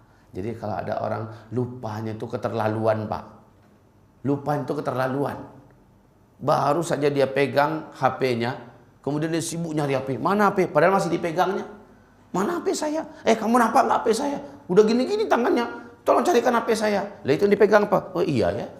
Itu keterlaluan lupanya. Anaknya ini baru 3 Pak. Udah nanya, kamu namanya siapa? Anaknya sendiri. Itu udah keterlaluan itu Pak. Ya. Nah, orang-orang yang sering dan terlalu sering lupa dalam sholatnya, Masya Allah. Ini jelas dari perbuatan syaitan. Taib. Jin tidak bisa dilihat manusia. Ini sudah saya jelaskan tadi. Tapi jin bisa dilihat oleh beberapa hewan tertentu. Hewan tertentu dapat melihat jin. Contohnya siapa? Anjing. Makanya kalau kata Rasulullah, "Idza sami'tum nuhaqal hamiri fa innaha ra'at syaitanan fasta'idzu billahi min syarri ma ra'at."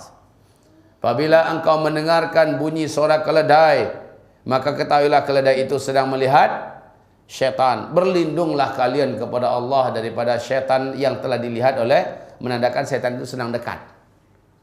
"Idza sami'tum tubahal kilab wa nahiqal humur bil lail fata'awwadhu billah fa innahunna yarayna ma la tarawun." Bila kalian mendengar anjing melolong di tengah malam, bila kalian mendengar suara keledai meringkih, ya, maka ketahuilah oleh kalian sesungguhnya binatang-binatang ini sedang melihat syaitan yang kamu semua tidak bisa melihat. Jadi ada beberapa binatang yang bisa melihat.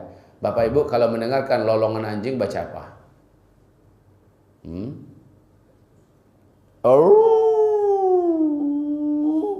Dan seterusnya. Apa kita baca? Ayo Pak, kita baca apa baiknya Pak? Ayat kursi. Panjang banget. Kaum muslim yang sederhana ya. A'udzubillahi minasyaitonirrajim. Mungkin orang kota jarang dengar kali ya. Jarang dengar orang kota. Lah kami orang di kampung Pak, itu sering kejadian tuh mendengar tuh. Saya kalau udah macam gitu, udah tahu saya. Berarti ada rombongan setan tertentu yang sedang lewat, jin, anjing-anjing sedang melihat sehingga mereka melolong. Ya, lolongan anjing ini adalah pertanda mereka sedang melihat para syaitan atau pasukan dari bangsa syaitan. Bentuk-bentuk jin. Ini saya singkat saja, mereka memiliki sayap, bisa berwujud ular dan juga anjing. Hadisnya di sini dengan sanad yang sahih dari Tabrani, Hakim dan Baihaqi. Al-jinnu ala thalathi asnaf. Sinfun lahum ajniha yatiruna fil hawa. Jin bisa terbang, jin terbang. Jin angin, jin udara, dia bisa terbang, dia punya sayap. Kemudian wasinfun hayyat. Ada lagi yang melata di permukaan bumi seperti ular. Binatang yang melata di permukaan bumi. Wasinfun yahilluna wa yad'anun. Dan satu kelompok lagi komunitas jin adalah komunitas jin yang suka safar. Melakukan perjalanan ke sana, jalan ke sini ya, nyari mangsa-mangsa baru. Nah, ini kaum muslimin yang kami muliakan, bentuk-bentuknya kepalanya mirip pohon zakum. Pernah lihat pohon zakum? Gampang, buka saja Mr. Google, lihat di situ, tulis saja pohon zakum. Sudah ditemukan beberapa tanam-tanaman dari pohon zakum yang sekarang ini Pak, Masya Allah, bentuk buahnya mirip dengan tengkorak kepala orang. Bentuk buahnya, dan itu berduri, mengerikan, seperti orang yang kena siksa, menganga. Ya, pohon zakum. Innaha syajaratun takhruju fi asl jahim tal'uha ka'annahu, ya, sesungguhnya dia itu pohon zakum adalah sebatang pohon yang keluar dari dasar neraka yang menyala-nyala, mayangnya seperti kepala setan-setan. Dan kami sudah pernah melihat itu. Kemudian setiap jin memiliki tanduk. Nah Pak, semakin besar tanduknya jin ini, semakin kuat dia. Semakin besar tanduknya, semakin kuat dia, semakin senior. Dan ingat, waktu tanduk jin itu keluar, jadi ternyata tanduk itu tidak selalu keluar ya. Dia hanya keluar pada waktu-waktu dia menjadi kuat. Di waktu pagi terbit matahari, di waktu petang terbenam matahari.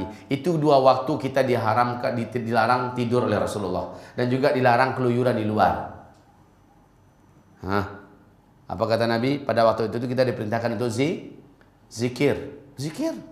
Ini malah bapak-bapak, ya Allah, bawa istrinya, bawa anaknya kecil-kecil, jalan-jalan menjelang maghrib. Nah, itu jam-jam terlarang keluar. Perintah Rasulullah adalah, bawa anak-anak kamu masuk dalam rumah, bawa keluarga kamu, tutup pintu, tutup jendela, berzikirlah sampai matahari tenggelam. Karena itu adalah waktu di mana setan paling banyak berkeluyuran. Lah, setan itu berkeluyuran dalam kondisi tenaganya sedang maksimal tuh Pak. Dan jumlah mereka sebanyak-banyaknya, mereka memperbanyak mencari calon-calon mangsa yang akan mereka ikuti dari belakang. Jumlahnya berapa? Wallahu a'lam. Bisa 2, 3, 5, 10, 100 ya, mengikuti satu orang. Ketika orang ini masuk ke rumah, nggak baca bismillah lagi masuk rumah. Masuk rumah baca apa biasa? Salah. Masuk rumah itu disunahkan dalam hadis adalah baca bismillah, bukan assalamualaikum. Bismillahirrahmanirrahim. Kalau ada orang baru baca assalamualaikum, ya. Ada orang baca assalamualaikum. Kalau nggak ada, bismillahirrahmanirrahim. Walaupun sebagian ulama ahli madhab fikih boleh membaca assalamualaikum, tapi setelah bismillah. Nah, kata Rasulullah, siapa yang masuk rumahnya dan dia baca bismillahirrahmanirrahim, setan yang mengekor dari pasar, setan yang mengekor dari kuburan, setan yang mengekor dari jalanan, dimanapun saja setan-setan itu, tidak satu pun di antara mereka yang bisa ikut masuk ke dalam. Semacam ada benteng gaib yang menjadi penghalang sehingga setan ini nggak bisa masuk. Saat orang ini masuk dalam rumahnya, baca ajarkan anak-anak kita. Kadang-kadang setan itu masuk rumah melalui anak-anak kita. Ajarkan anak kita sebelum masuk rumah, nak, kaki kanan baca bismillah, nak ya. Anak-anak kita ini apalagi yang sore-sore main di luar Pak, dia pulang pasti bawa setan itu, pasti bawa jin. Dan mereka itu paling suka menginap di rumah manusia agar bisa bersyirikat dengan manusia dalam rumah itu, dalam makanan, dalam minuman dan lain-lainnya. Betul tidak? Kata Nabi sallallahu alaihi wasallam, ketika setan merasa terhalang masuk ke rumah orang ini, dia berkata kepada saudaranya, pergilah kalian, tidak ada tempat menginap bagi kalian dalam rumah ini. Betul tidak? Ini hadisnya. Tidak ada yang akan kalian makan, tidak ada yang akan kalian minum. Tapi kalau orang ini masuk saja tanpa membaca bismillah, insya Allah setan ikut masuk. Dan aktivitas kita di rumah, mereka pun ikut berserikat dalam aktivitas itu. Kita makan, dia ikut makan. Kita minum, dia ikut minum. Kata Nabi, jangan kamu biarkan makanan kamu ternganga, terbuka. Sesungguhnya syaitan makan minum di situ, kemudian serta pipis di situ. Mirip tikus, Pak. Tikus itu di mana dia makan, kencing nggak di situ dia? BAB nggak di situ dia? Mirip lalat. Ini makhluk-makhluk kotor ini semua nih. Nah, tikus itu seperti itu kata Rasulullah. Nah, ini kaum ibu-ibu yang perlu diingatkan ini ya Bu ya. Walaupun hanya lidi, tongkat kecil yang kamu letakkan. Jadi ini permukaan mangkok yang ada makanan. Apakah itu sup, apakah kue-kue segala macamnya. Kalau nggak ada tutup yang menutup rapat seperti buku dan tutup resminya, setidak-tidaknya ambil tongkat kata Rasulullah. Letakkan di atas, lalu bacalah bismillahirrahmanirrahim. Bacalah bismillahirrahmanirrahim. Maka Allah akan menjadikan satu wadah yang ada di dalamnya ini, seluruh makan itu akan terbentengi oleh benteng gaib dari sisi Allah, di mana makhluk gaib tidak mampu mengganggu di situ. Ini Bapak Ibu yang kami muliakan. Jadi bentuk-bentuk jin kita sudah tahu, mereka berkepala mirip pohon zakum dan memiliki tanduk.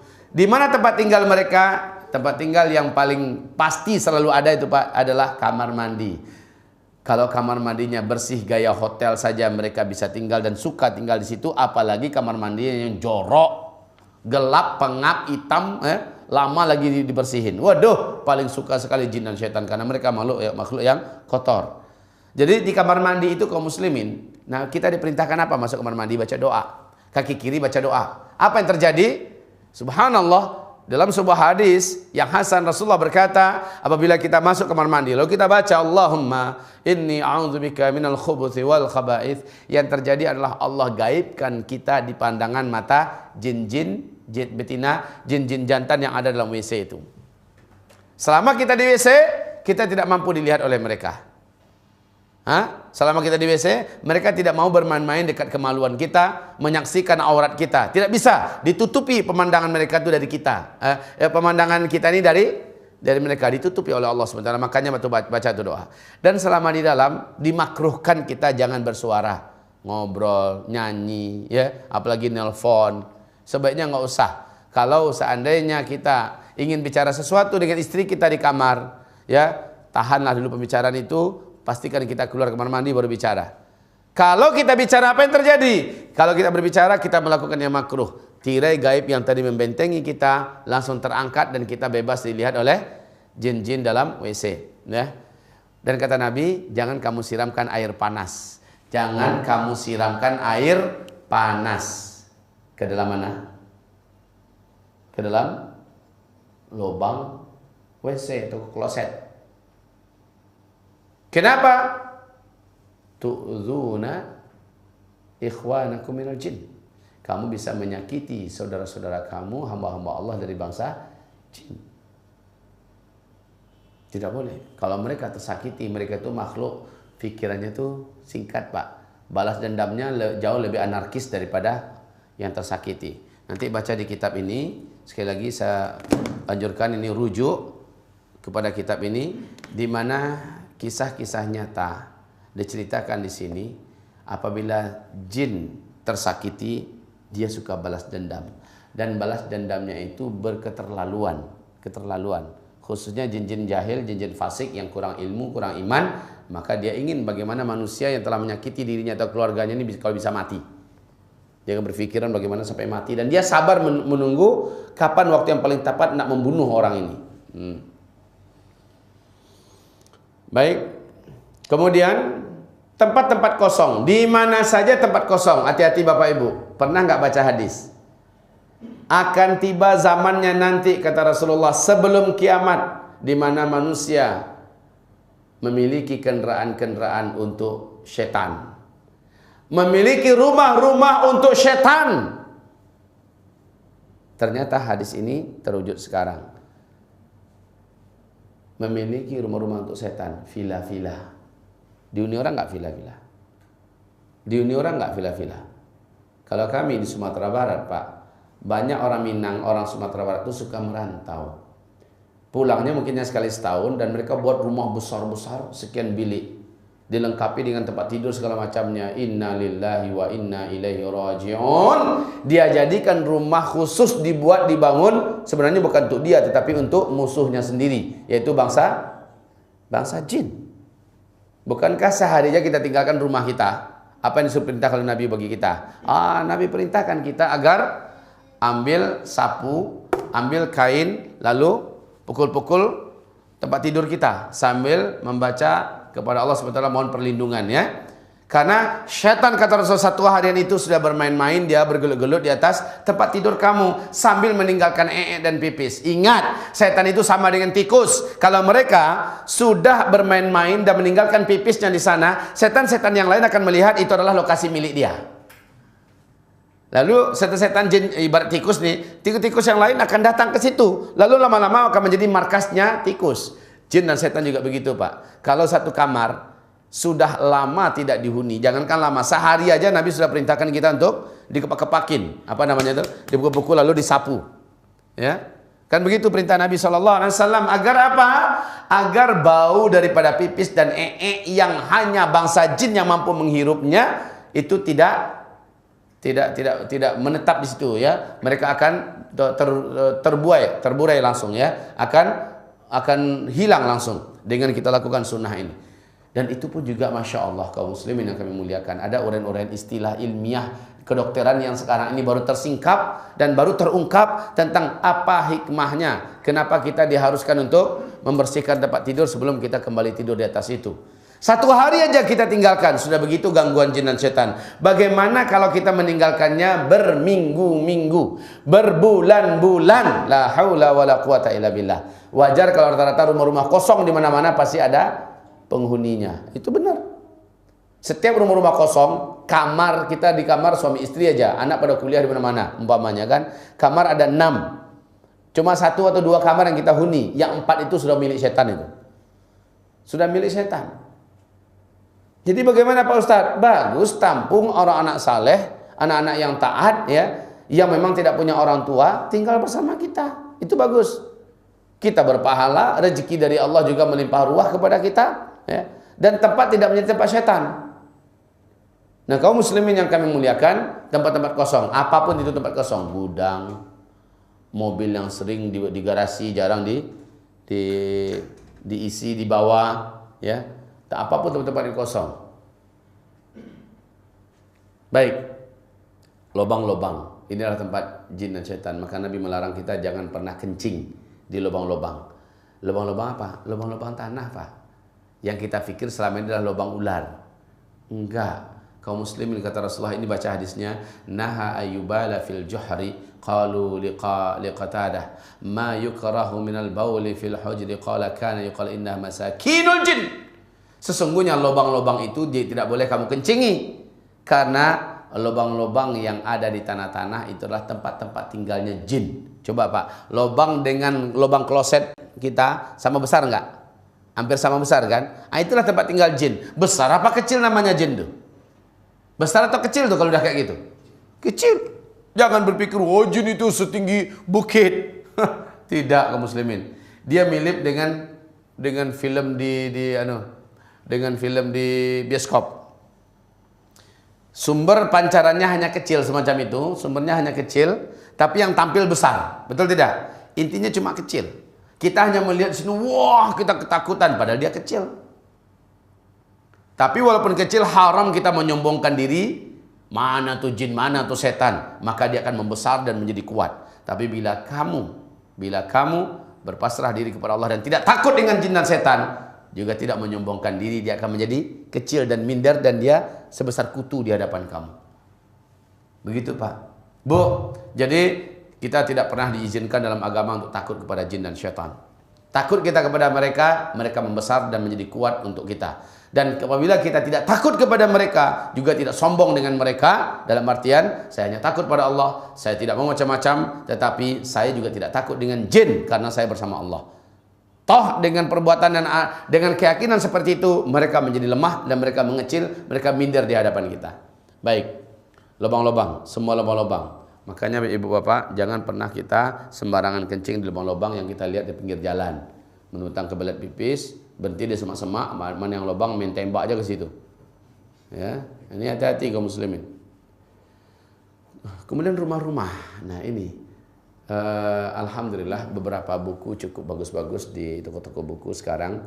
Rumah-rumah yang disukai oleh syaitan, rumah-rumah suka jin, adalah rumah-rumah yang di rumah itu tidak diamalkan amalan-amalan sunat, salat-salat sunat, baca Quran, zikir, doa di rumah, adab-adab suami istri dan anak pada ayah, ayah pada anak.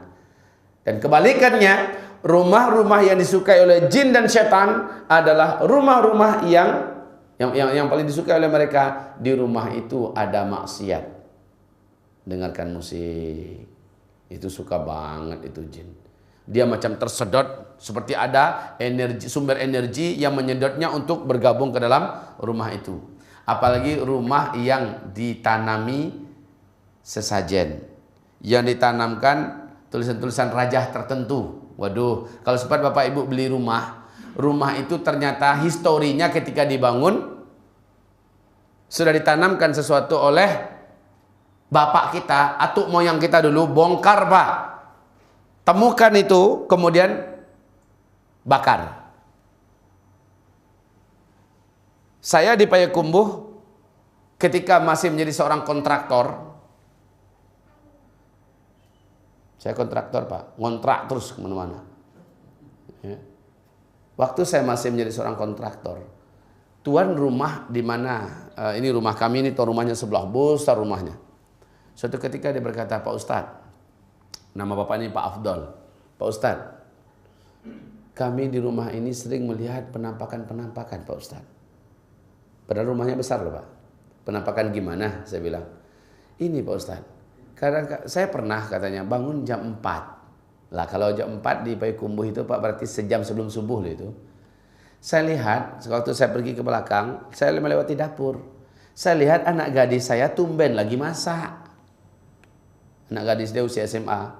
Nggak pernah anak gadis saya ini masak. Karena saya ngantuk, kebelet pipis, saya langsung saja kamar mandi. Kemudian ketika masak, lagi serius masak, ketika saya balik ke dapur itu senyap, nggak ada tanda-tanda kuali minyak yang dia tadinya nampak utuh ya, Anak saya yang saya lihat itu, saya pergi ke biliknya. Dia masih tidur seperti biasa. Nggak ada bekas orang yang baru bangun itu, nggak ada. Lalu besok saya tanyakan, kamu ngapain dia bangun malam tadi? Masa apa kamu? Nggak ada. Nah ini satu. Yang kedua katanya, anak kecil saya yang usia 5-6 tahun, itu sering main-main dengan kawan-kawannya di rumah saya ini yang kami nggak bisa melihat. Kami nggak bisa melihat, sementara dia main-main dengan kawan-kawannya. Sementara bilik-biliknya banyak, Pak. Bilik-bilik itu tempat kos-kosan. Tapi orang nggak dapat yang berani ngekos di situ. Nah kaum muslimin yang kami muliakan, apa yang harus kami buat? Sikatnya saya katakan kepadanya, pernah enggak rumah ini waktu dibangun dulu ditanamkan sesuatu dalamnya oleh orang pintar? Jimat kayak ini, jimat itu, kayak rajah ini, rajah itu, kayak segala macamnya. Dia berkata, oh iya pernah Pak Ustaz, dulu masa Bapak dia sudah nanamkan ini. Maka saya katakan kalau begitu bongkar, cari kira-kira di mana. Jadi harus bongkar keramik ini. Kalau mau hilang dari ganggu aja saya bilang iya. Sebab apa Pak? Dengan ditanamkan itu sebenarnya kita sedang menanamkan pusat sinyal bagi bangsa jin dan setan bahwa ini adalah markas kalian. Jadi sebenarnya bodoh, jahil, orang yang tega membiarkan rumahnya yang baru dibangun di dalamnya ditanami, katanya ini untuk penangkal. Bukan penangkal, sebenarnya itulah pengundang. Ya. Jadi jin itu suka tinggal di rumah-rumah manusia, apalagi manusia ini jauh dari ibadah, apalagi manusia ini suka buat maksiat dan dosa. Dan dia lebih suka lagi kalau di rumah itu ada anjing, ada patung, ada gambar makhluk hidup. Dia lebih suka lagi. Karena dengan itu dia merasa inilah istananya.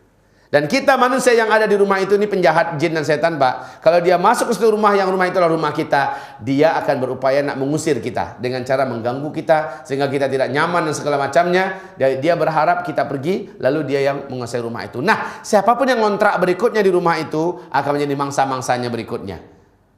Maka saya katakan di Yogyakarta ada rumah seorang jenderal. Rumahnya 3 tingkat, mewah besar. Saya dengar dia membuatnya dengan harga 5M. Waduh. Kemudian mau dijual dengan harga 500.000 pun gak ada yang mau beli. Harga 500 juta. Bangunnya 5M, mau dijual dengan harga 500 juta. Itu pada tahun 2007. Ya. Waduh. Pikir hati saya. Kalaulah seandainya mungkin kalau ditawar orang tuh Pak 100 juta, 200 juta mungkin dia jual. Kenapa nggak berani? Nggak ada orang yang berani. Karena diyakini siapapun yang masuk ke rumah itu akan gila, akan histeria, akan kesurupan, akan meninggal. Banyak siapapun coba masuk di rumah itu mengalami gangguan ini dan itu. Dan tetangga juga banyak. Nah, meruntuhkan rumah tidak berani, dijual nggak ada yang berani beli. Akhirnya apa harga rumah tuh? Nggak ada harganya kan? Aduh, kalau saya katakan, dalam kondisi waktu itu saya memang nggak punya apa-apa. Tapi kalau beranilah orang-orang macam itu hari ini, saya jual ini 100 juta padahal harganya 1M. Ya, dengan segala risiko yang tidak kami tanggung, silahkan tanggung sendiri. Saya katakan insya Allah saya beli. Tolong kasih informasi ke saya. Kalau ada di Jakarta ini rumah-rumah mewah, tapi takut orang beli, bahkan dijual murah pun gak ada yang beli, kasih tahu saya Pak. Mudah-mudahan harganya terjangkau 100-200 juta, saya beli. Ya, kita usir jin dan setannya, jual mahal-mahal, jadikan untuk pondok pesantren. Mantap. Mereka memang sangat suka tinggal di rumah-rumah, apalagi rumah itu besar. Oke, di pasar, di mall. La takun awala man yadkhulu suq wala akhiru man yakhruju minha fa innaha ma'rakatun aw qala marbatu syaitan wa biha rayatuh. Janganlah kamu masuk ke pasar-pasar kata Nabi. Lah, hari ini orang pada gila-gilaan pergi ke mall-mall. Betul tidak? Padahal itulah pusatnya setan. Seburuk-buruk tempat di muka bumi ini kata Rasulullah sallallahu alaihi wasallam adalah kuburan dan pasar. Sesungguhnya setan berlomba-lomba menyambut siapa saja yang datang ke pasar. Setan-setan dari bangsa jin berlomba-lomba menyambut. Karena di situ adalah bendera-bendera setan dikibarkan. Situ adalah pusat peperangan dan pusat batalionnya setan, pasar-pasar. Maka Pak, Bu, kita yang hobi ke pasar atau terpaksa harus ke pasar karena dagang, saya anjurkan bacalah doa berikut ini. Semoga Bapak Ibu tidak lupa. Bacalah doa berikut ini, doa masuk pasar. Kata Rasulullah, siapa yang membaca doa ini, tidak ada satu syaitan pun yang bisa mengganggunya, bahkan tidak ada orang jahat yang menggunakan sihir, yang punya ain, yang punya hipnotis, yang dapat mengganggunya. Doa ini sederhana, tapi kalau nggak dibaca, baru akan terbuka pintu-pintu bencana. Apa isi doanya? Saya yakin Bapak Ibu tidak sulit lagi menghafalnya. La ilaha illallah wahdahu la syarikalah, lahul mulku wa lahul hamdu. Nah, ada tambahan, yuhyi wa yumit wa huwa hayyun la yamut biyadihil khair wa huwa ala kulli syai'in qadir. Yang membaca ini, kata Rasulullah, Allah gugurkan dosa-dosanya, Allah naikkan derajatnya, ya. Kemudian Allah lindungi ia dari mara bahaya apapun, dari gangguan jin dan syaitan yang ada di dalam pasar itu. Ayo kaum muslimin, bisa nggak mengingat bacaan tadi? Hanya penambahannya sedikit. Coba sama-sama. La ilaha illallah wahdah la syarikalah, lahul mulku wa lahul hamdu yuhyi wa yumit wa huwa hayyun la yamut biyadihil khair wa huwa ala kulli syai'in qadir. Penambahannya adalah yuhyi wa yumit wa huwa hayyun la yamut biyadihil khair wa huwa ala kulli syai'in qadir. Masya Allah. Waktu kita asar ya? Masuk waktu. Oke. Jadi pembahasan apapun yang kita bahas sebenarnya sering tidak selesai.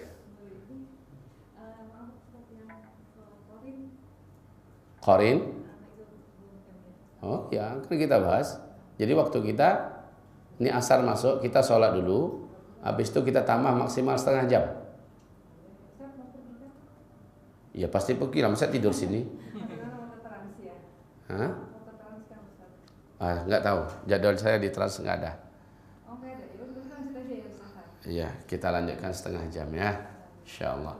Mari kita laksanakan sholat asar dulu, habis itu kita lanjutkan dan buka ruang tanya jawab. Siapa pula itu qarin, insya Allah. Sebenarnya Bu sangat panjang Bu, ini saya yakin kalau dibahas pun 3 jam lagi pasti masih. Tapi kalau next time bisa dilanjutkan lagi pembahasan lebih tajam lagi, lebih luas lagi, sehingga pengetahuan kita tentang jin cukup luas. Insya Allah kita siapkan.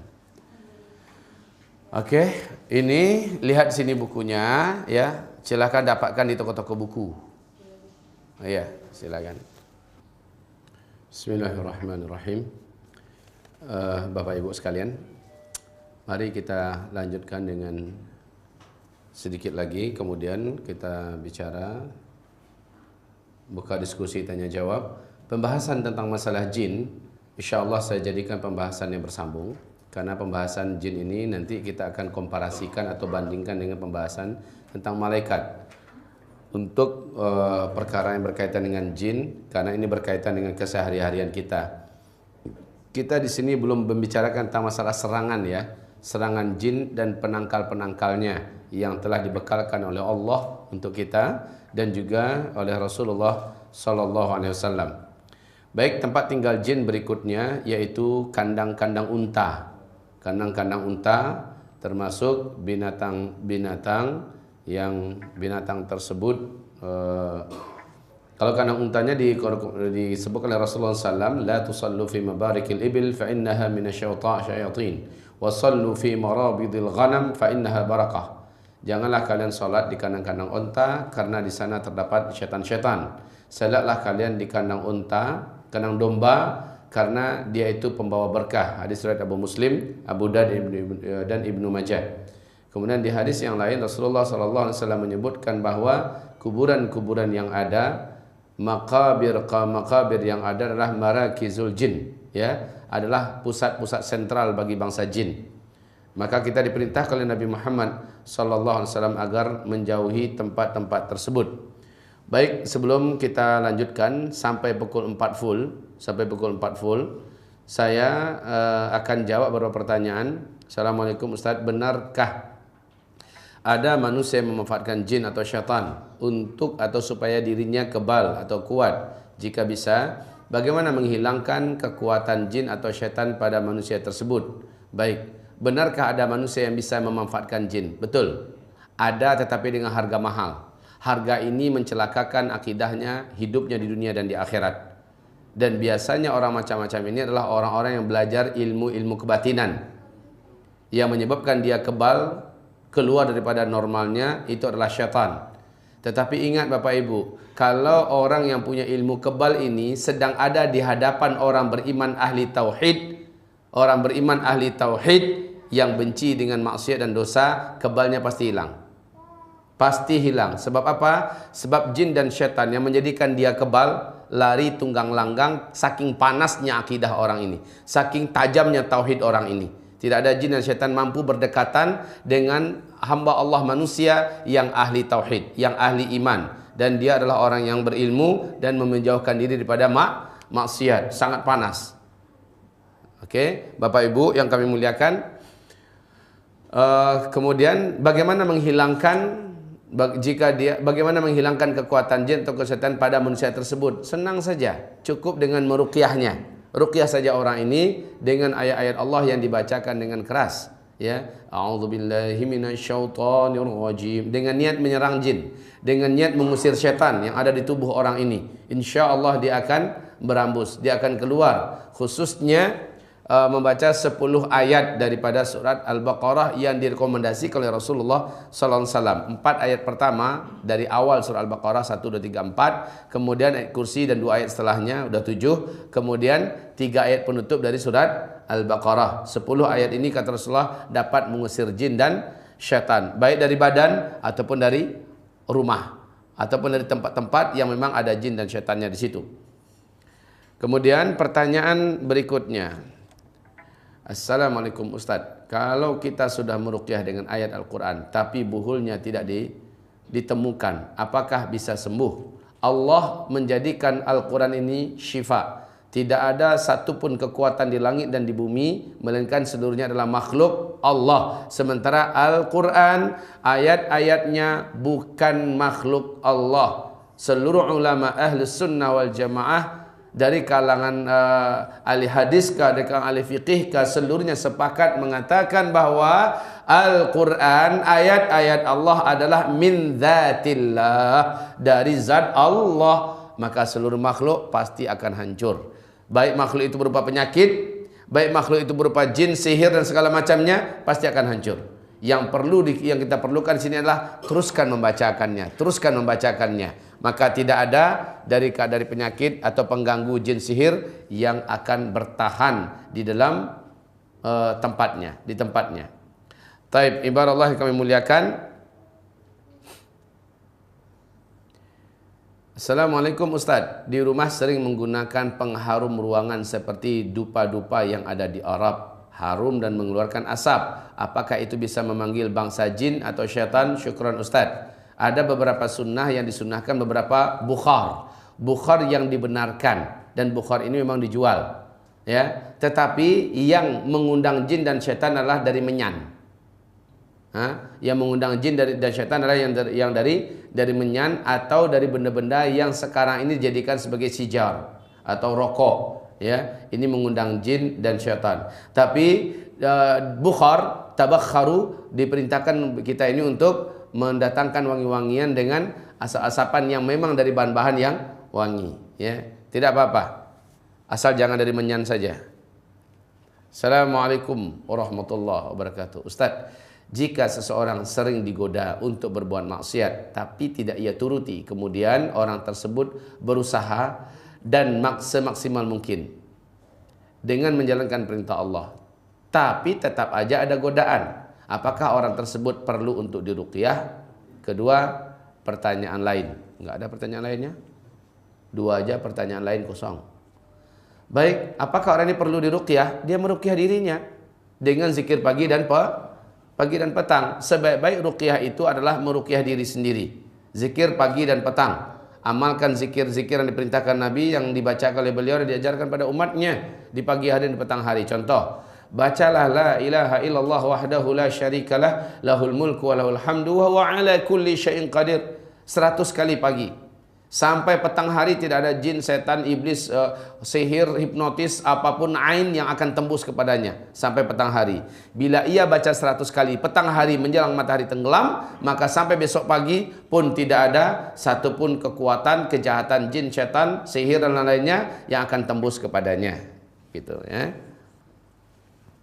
Jadi sebaik-baik ruqyah itulah ruqyah diri sendirilah. Ruqyah diri sendiri. Jangan mengandalkan untuk diruqyah oleh orang lain. Kecuali kalau memang sudah sangat-sangat emergensi dan kita sudah tidak mampu lagi untuk melakukan ruqyah untuk diri kita sendiri. Tadi Ustadz menjelaskan bahwa setan itu bisa masuk ke dalam aliran darah manusia, bisa berbentuk bola di dalam perut atau ada yang jalan-jalan seperti cacing di perut, di badan dan lainnya. Bagaimana jika hal ini ada pada pasangan kita atau suami?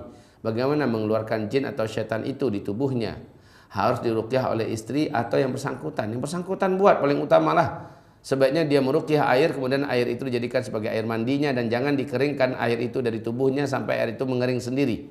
Jadi diusapkan ke seluruh tubuhnya, mulai dari anggota wudu, kemudian dia ratakan ke seluruh tubuhnya, biarkan air itu mengering. Lakukan hal itu berulang-ulang sampai yang gejala-gejala seperti itu menghilang, ya. Atau silahkan dia meminum habbatus sauda, minyak, atau minum minyak zaitun, atau gabungkan minyak zaitun, habatus sauda dan madu, gabungkan dengan komposisi yang boleh ngacak sebenarnya.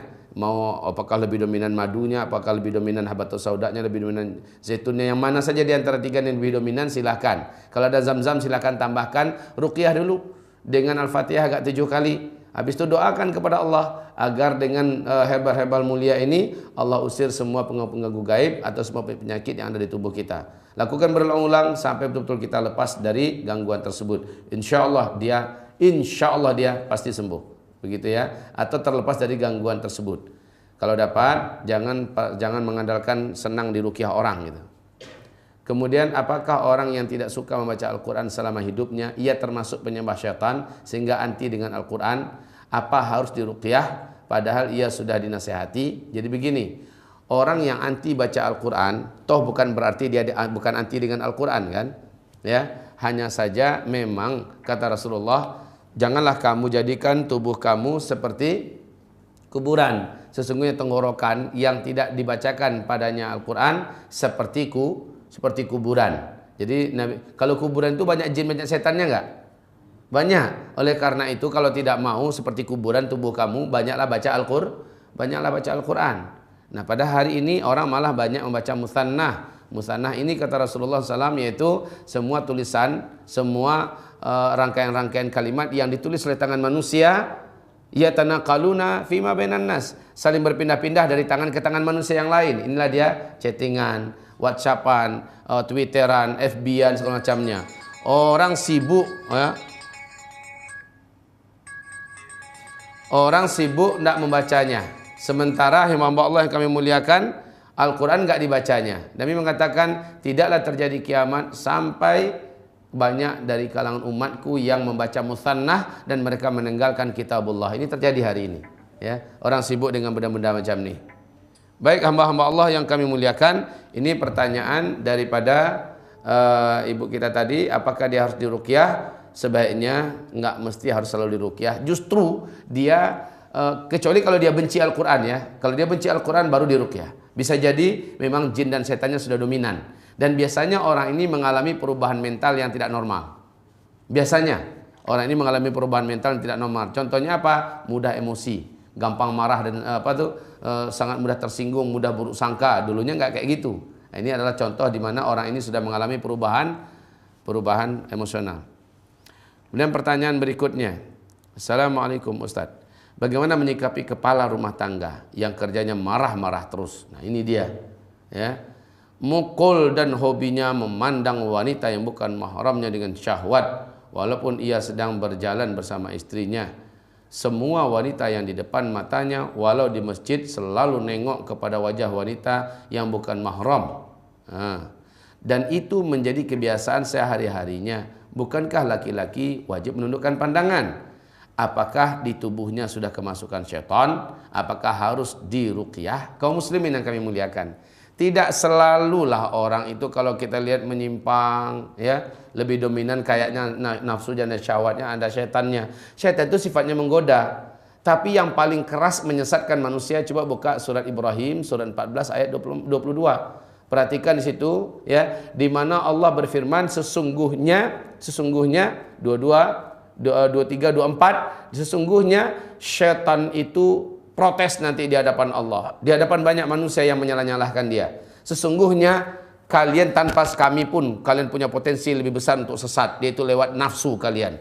Nafsu ini kaum muslimin lebih keras ajakannya daripada setan. Dan nafsu ini enggak tunduk dengan ruqyah, enggak akan tunduk dengan ruqyah. Syekh Ibnu Qayyim Al-Jauziyah menunjukkan cara yang khusus, cara istimewa untuk menaklukkan nafsu. Apabila ada satu hari nanti, satu saat kita membahas masalah nafsu, dan ini harusnya seiringan, ya, yaitu membahas masalah jin, masalah malaikat, masalah nafsu. Insyaallah kita akan bongkar masalah nafsu dengan izin Allah Subhanahu wa taala. Jadi, apakah orang ini harus diruqyah? Sekali lagi, kalaulah setan yang mengganggunya itu ngacir, setannya berhasil disuruh, tapi nafsunya, coba lihat bulan Ramadan, setan diikat nggak bulan Ramadan? Diikat nggak? Diikat. Tapi banyak nggak orang di bulan Ramadan masih seperti setan aja? Banyak. Menandakan apa? Setan yang mau disalahkan? Enggak. Setan itu sudah diikat. Wasuffidatis syayatin. Setan-setan sudah diikat. Lalu kenapa orang banyak yang macam masih diganggu setan? Bukan setan lagi yang bergentayangan ketika itu, tapi nafsu yang selama ini sudah menguasai dia dan terus dominan menguasainya walaupun bulan Ramadan. Justru Allah ciptakan Ramadan khusus untuk 1 bulan menaklukkan nafsu. Nah, caranya ada. Semoga caranya ada ini. Tolong diajukan pertanyaan pada bab jawaban saya, pembahasan saya masalah malaikat nanti, ya. Karena pembahasan masalah malaikat nanti saya akan singgung langsung tentang masalah nafsu, insyaallah. Ustaz mau tanya, kalau ada suami yang tersihir oleh wanita yang bukan mahram karena ia sering berkirim foto, bukankah foto bisa dipakai sihir oleh dukun? Saya jawab langsung yes. Ya, foto menjadi media yang paling langsung oleh para bomoh, para dukun, para ahli sihir, para tukang santet dan segala macamnya untuk ngerjain orang ini, untuk mendukun-dukuni orang ini. Oleh karena itu, kalau kita punya FB, kalau kita punya WA segala macamnya, di foto profilnya janganlah foto kita. Kasih kayak foto burung, foto kucing, kayak foto apa segala macamnya kan bisa, foto sajadah, macam-macam, foto jam dinding, macam-macam yang bisa kita. Kenapa harus foto kita? Apalagi yang suka selfie sana, selfie sini, tak sebentar ganti wajahnya di foto itu, di profil itu. Berbahaya Bapak Ibu. Ketemu dengan orang yang memiliki ain, ini bisa merusak buat yang bersangkutan. Ketemu dengan orang yang memang mempunyai ilmu-ilmu macam itu, dia bisa dikerjai. Terus suami jadi hampa dan marah-marah kepada istrinya, padahal ia sudah ngaji dan rajin ibadah. Lah, sudah saya katakan tadi, jangankan orang-orang biasa yang hanya mengandalkan ngaji dan rajin ibadah, sedangkan Nabi Ayub saja sakit, disiksa dan dicederai oleh setan, ya kan? Nabi Muhammad kena sihir, kena enggak? Kena. 2 hari berturut-turut beliau menderita sihir tersebut. Jadi selevel Nabi saja kena, apalagi kita orang-orang biasa yang benteng pagi petangnya juga sering longgar, maksiat ini itunya sering dibuat, ya seringlah kena dia. Ya, kaum muslimin yang kami muliakan, kita anjurkan kepada suami yang seperti ini agar mereka mencoba taubat dulu kepada Allah, habis itu diruqyah, ya. Karena orang macam ini yang sudah kena disihir, dia harus melepaskan sihir itu atau menghancurkannya. Jika tak mampu dengan meruqyah diri sendiri, maka dibantu oleh orang lain yang memiliki iman, tauhid dan amalan-amalan yang benar. Terus sering mengatakan kata-kata cerai kepada istrinya, ia sering bengong dan maksiat, ya. Bukankah foto yang dikirim kepada wanita yang bukan mahram ini maksiat, dan nanti di hari kiamat akan disuruh tiupkan roh di foto tersebut? Masalah foto ceklek-ceklek yang asli memang ada orangnya yang difoto, ini ada khilafiyah para ulama. Para ulama kontemporer baik yang di Arab Saudi dan lain-lainnya ada khilafiyah. Kalau foto asli, ya, tidak akan diminta untuk memberi gambarnya, karena memang ada asli manusianya memang wujud. Kalau binatang-binatang asli yang diminta itu adalah yang dari lukisan, sementara makhluk hidupnya itu tidak ada. Kalau ini kan hanya sekedar memindahkan yang nyata kepada berbentuk gambar. Maka ini khilafiyah kaum muslimin. Selama khilafiyah, kita tidak membina hukum di atasnya. Dan kita tidak akan menjadikan itu sebagai hujah. Tapi sangat dianjurkan foto-foto kita yang dari foto-foto gambar dari kamera-kamera itu enggak kita pajang di dinding-dinding. Kalau memang kita perlu foto, maka disimpan sajalah di album. Kapan kangen dan rindu, silakan buka albumnya, ya. Apalagi memang foto-foto untuk buku pernikahan, untuk KTP, untuk segala macamnya itu memang diperlukan, kan. Jadi kita tidak akan keras dalam masalah-masalah yang sifatnya khilafiyah. Kita memberikan yassiru wala tu'assiru. Buatlah kemudahan dan jangan dipersulit. Pertanyaan berikutnya, Assalamualaikum. Ustadz, kalau ketika malam dan sendiri kadang-kadang bulu kuduk berdiri, merinding, apakah ini tanda-tanda ada syaitan atau jin sekitar kita? Sangat mungkin, ya, sangat mungkin. Karena keberadaan mereka menjadikan bahagian sensitif dari tubuh kita, indera kita merasakan keberadaan mereka. Jalannya bagaimana? Nabi mengajarkan kepada kita, bacalah Al-Quran. Bacalah Al-Quran atau bacalah la haula wa la quwata illa billah berulang-ulang sampai rasa itu hilang. Ingat ya Bu ya, bacalah la haula wa la quwata illa billah sampai rasa itu hilang. Pertanyaan, Assalamualaikum Ustaz. Saya punya teman yang percaya kepada temannya seorang Nasrani yang bisa menyembuhkan orang yang kemasukan makhluk jin. Lah, orang Nasrani bisa menyembuhkan orang yang kemasukan jin. Tapi apabila ada seseorang mau minta tolong, apabila orang tersebut sudah pernah ke dukun, si Nasrani tersebut tidak mau membantu atau menolak untuk menolong. Bagaimana ini Ustadz? Lah ini namanya pergi dari mulut buaya ke mulut singa, ya, sama berbahayanya. Pergi ke Nasrani, dia pasti akan dibantu oleh jin dan syaitan, ya. Nah, kalau dukun sudah campur tangan situ, setannya pasti ngelarang, jangan kamu coba bantu. Orang ini sudah jatuh kepada bahaya yang paling besar, itu dosa terbesar, itu syirik. Nah, kaum muslimin yang kami muliakan, tak akan pernah berjaya usaha si Nasrani ini, karena sesungguhnya dia dibantu, dia ditolong oleh jin dan syaitan pula. Kemudian pertanyaan berikutnya, Assalamualaikum Ustadz. Saya ada titipan pertanyaan, kapan diadakan kajian Ustadz di daerah Bekasi Selatan? Waduh, saya tak tahu nih di daerah Bekasi Selatan ini. Bekasi-Bekasi itu saya nggak ngerti pembagiannya. Kadang-kadang ada undangan, cuman saya nggak tahu ini Bekasi mana. Dan ini ketika ada pertanyaan begini saya nggak bisa jawab. Tapi begini, tolong dibuka saja nanti di www.zulkiflima.com. Insya Allah jadwal-jadwal kami biasanya kita share di sana, ya. Kita cantumkan di sana. Saya ulangi, Zulkiflima, zulkiflima.com, ya, .com. Silakan nanti dilihat jadwal kami di sana. Kemudian ruqyah daun bidara, apa?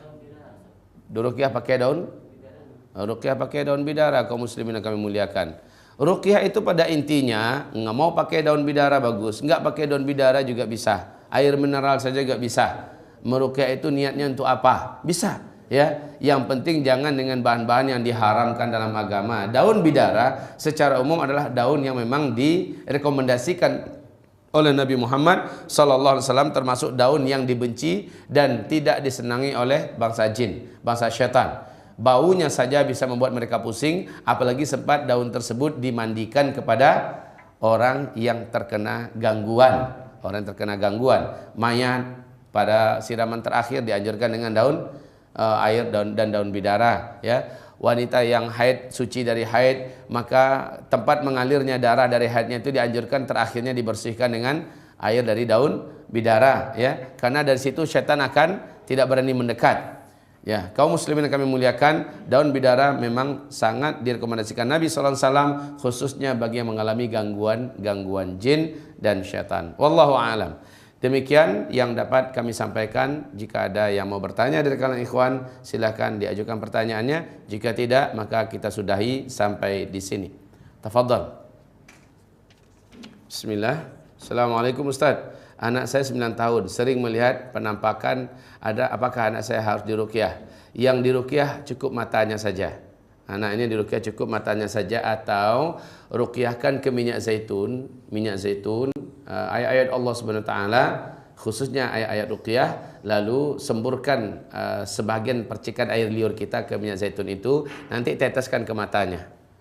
Ini insya Allah Ta'ala akan menjadikan anak kita itu tidak akan mengalami penglihatan-penglihatan lagi. Berarti maaf nih Bapak Ibu, di matanya dan di kelopak matanya sudah bersarang jin dan syaitan. Dan ini ke depan akan merusak mental anak kita, akan bisa membuat anak kita menjadi cacat jiwanya. Maka sebaiknya dari sekarang diantisipasi. Jadi tidak diruqyah secara umum ya, yang diruqyah hanya saja di matanya, dan matanya itu kalau tidak ada apa-apa, nggak ada minyak zaitun, semburkan dengan air liur kita saja, yang mana air liur itu tadi telah bergelimang sebanyak-banyaknya dengan bacaan Al-Quran yang kita ruqyahkan. Jadi air liur kita ini setiap partikelnya, setiap molekulnya sudah penuh dengan keberkahan ayat-ayat Allah, itu yang disemburkan kepada kedua bola matanya. Ya, semoga dapat dipahami. Insyaallah ibu akan dapat menyaksikan anak ibu sudah tidak lagi mengalami gangguan berupa dapat melihat ini dan itu dengan izin Allah Subhanahu wa taala. Demikianlah, subhanakallahumma wa bihamdika asyhadu an la ilaha illa anta astaghfiruka wa atubu ilaik. Wabillahi taufiq wal hidayah. Wassalamu alaikum warahmatullahi wabarakatuh.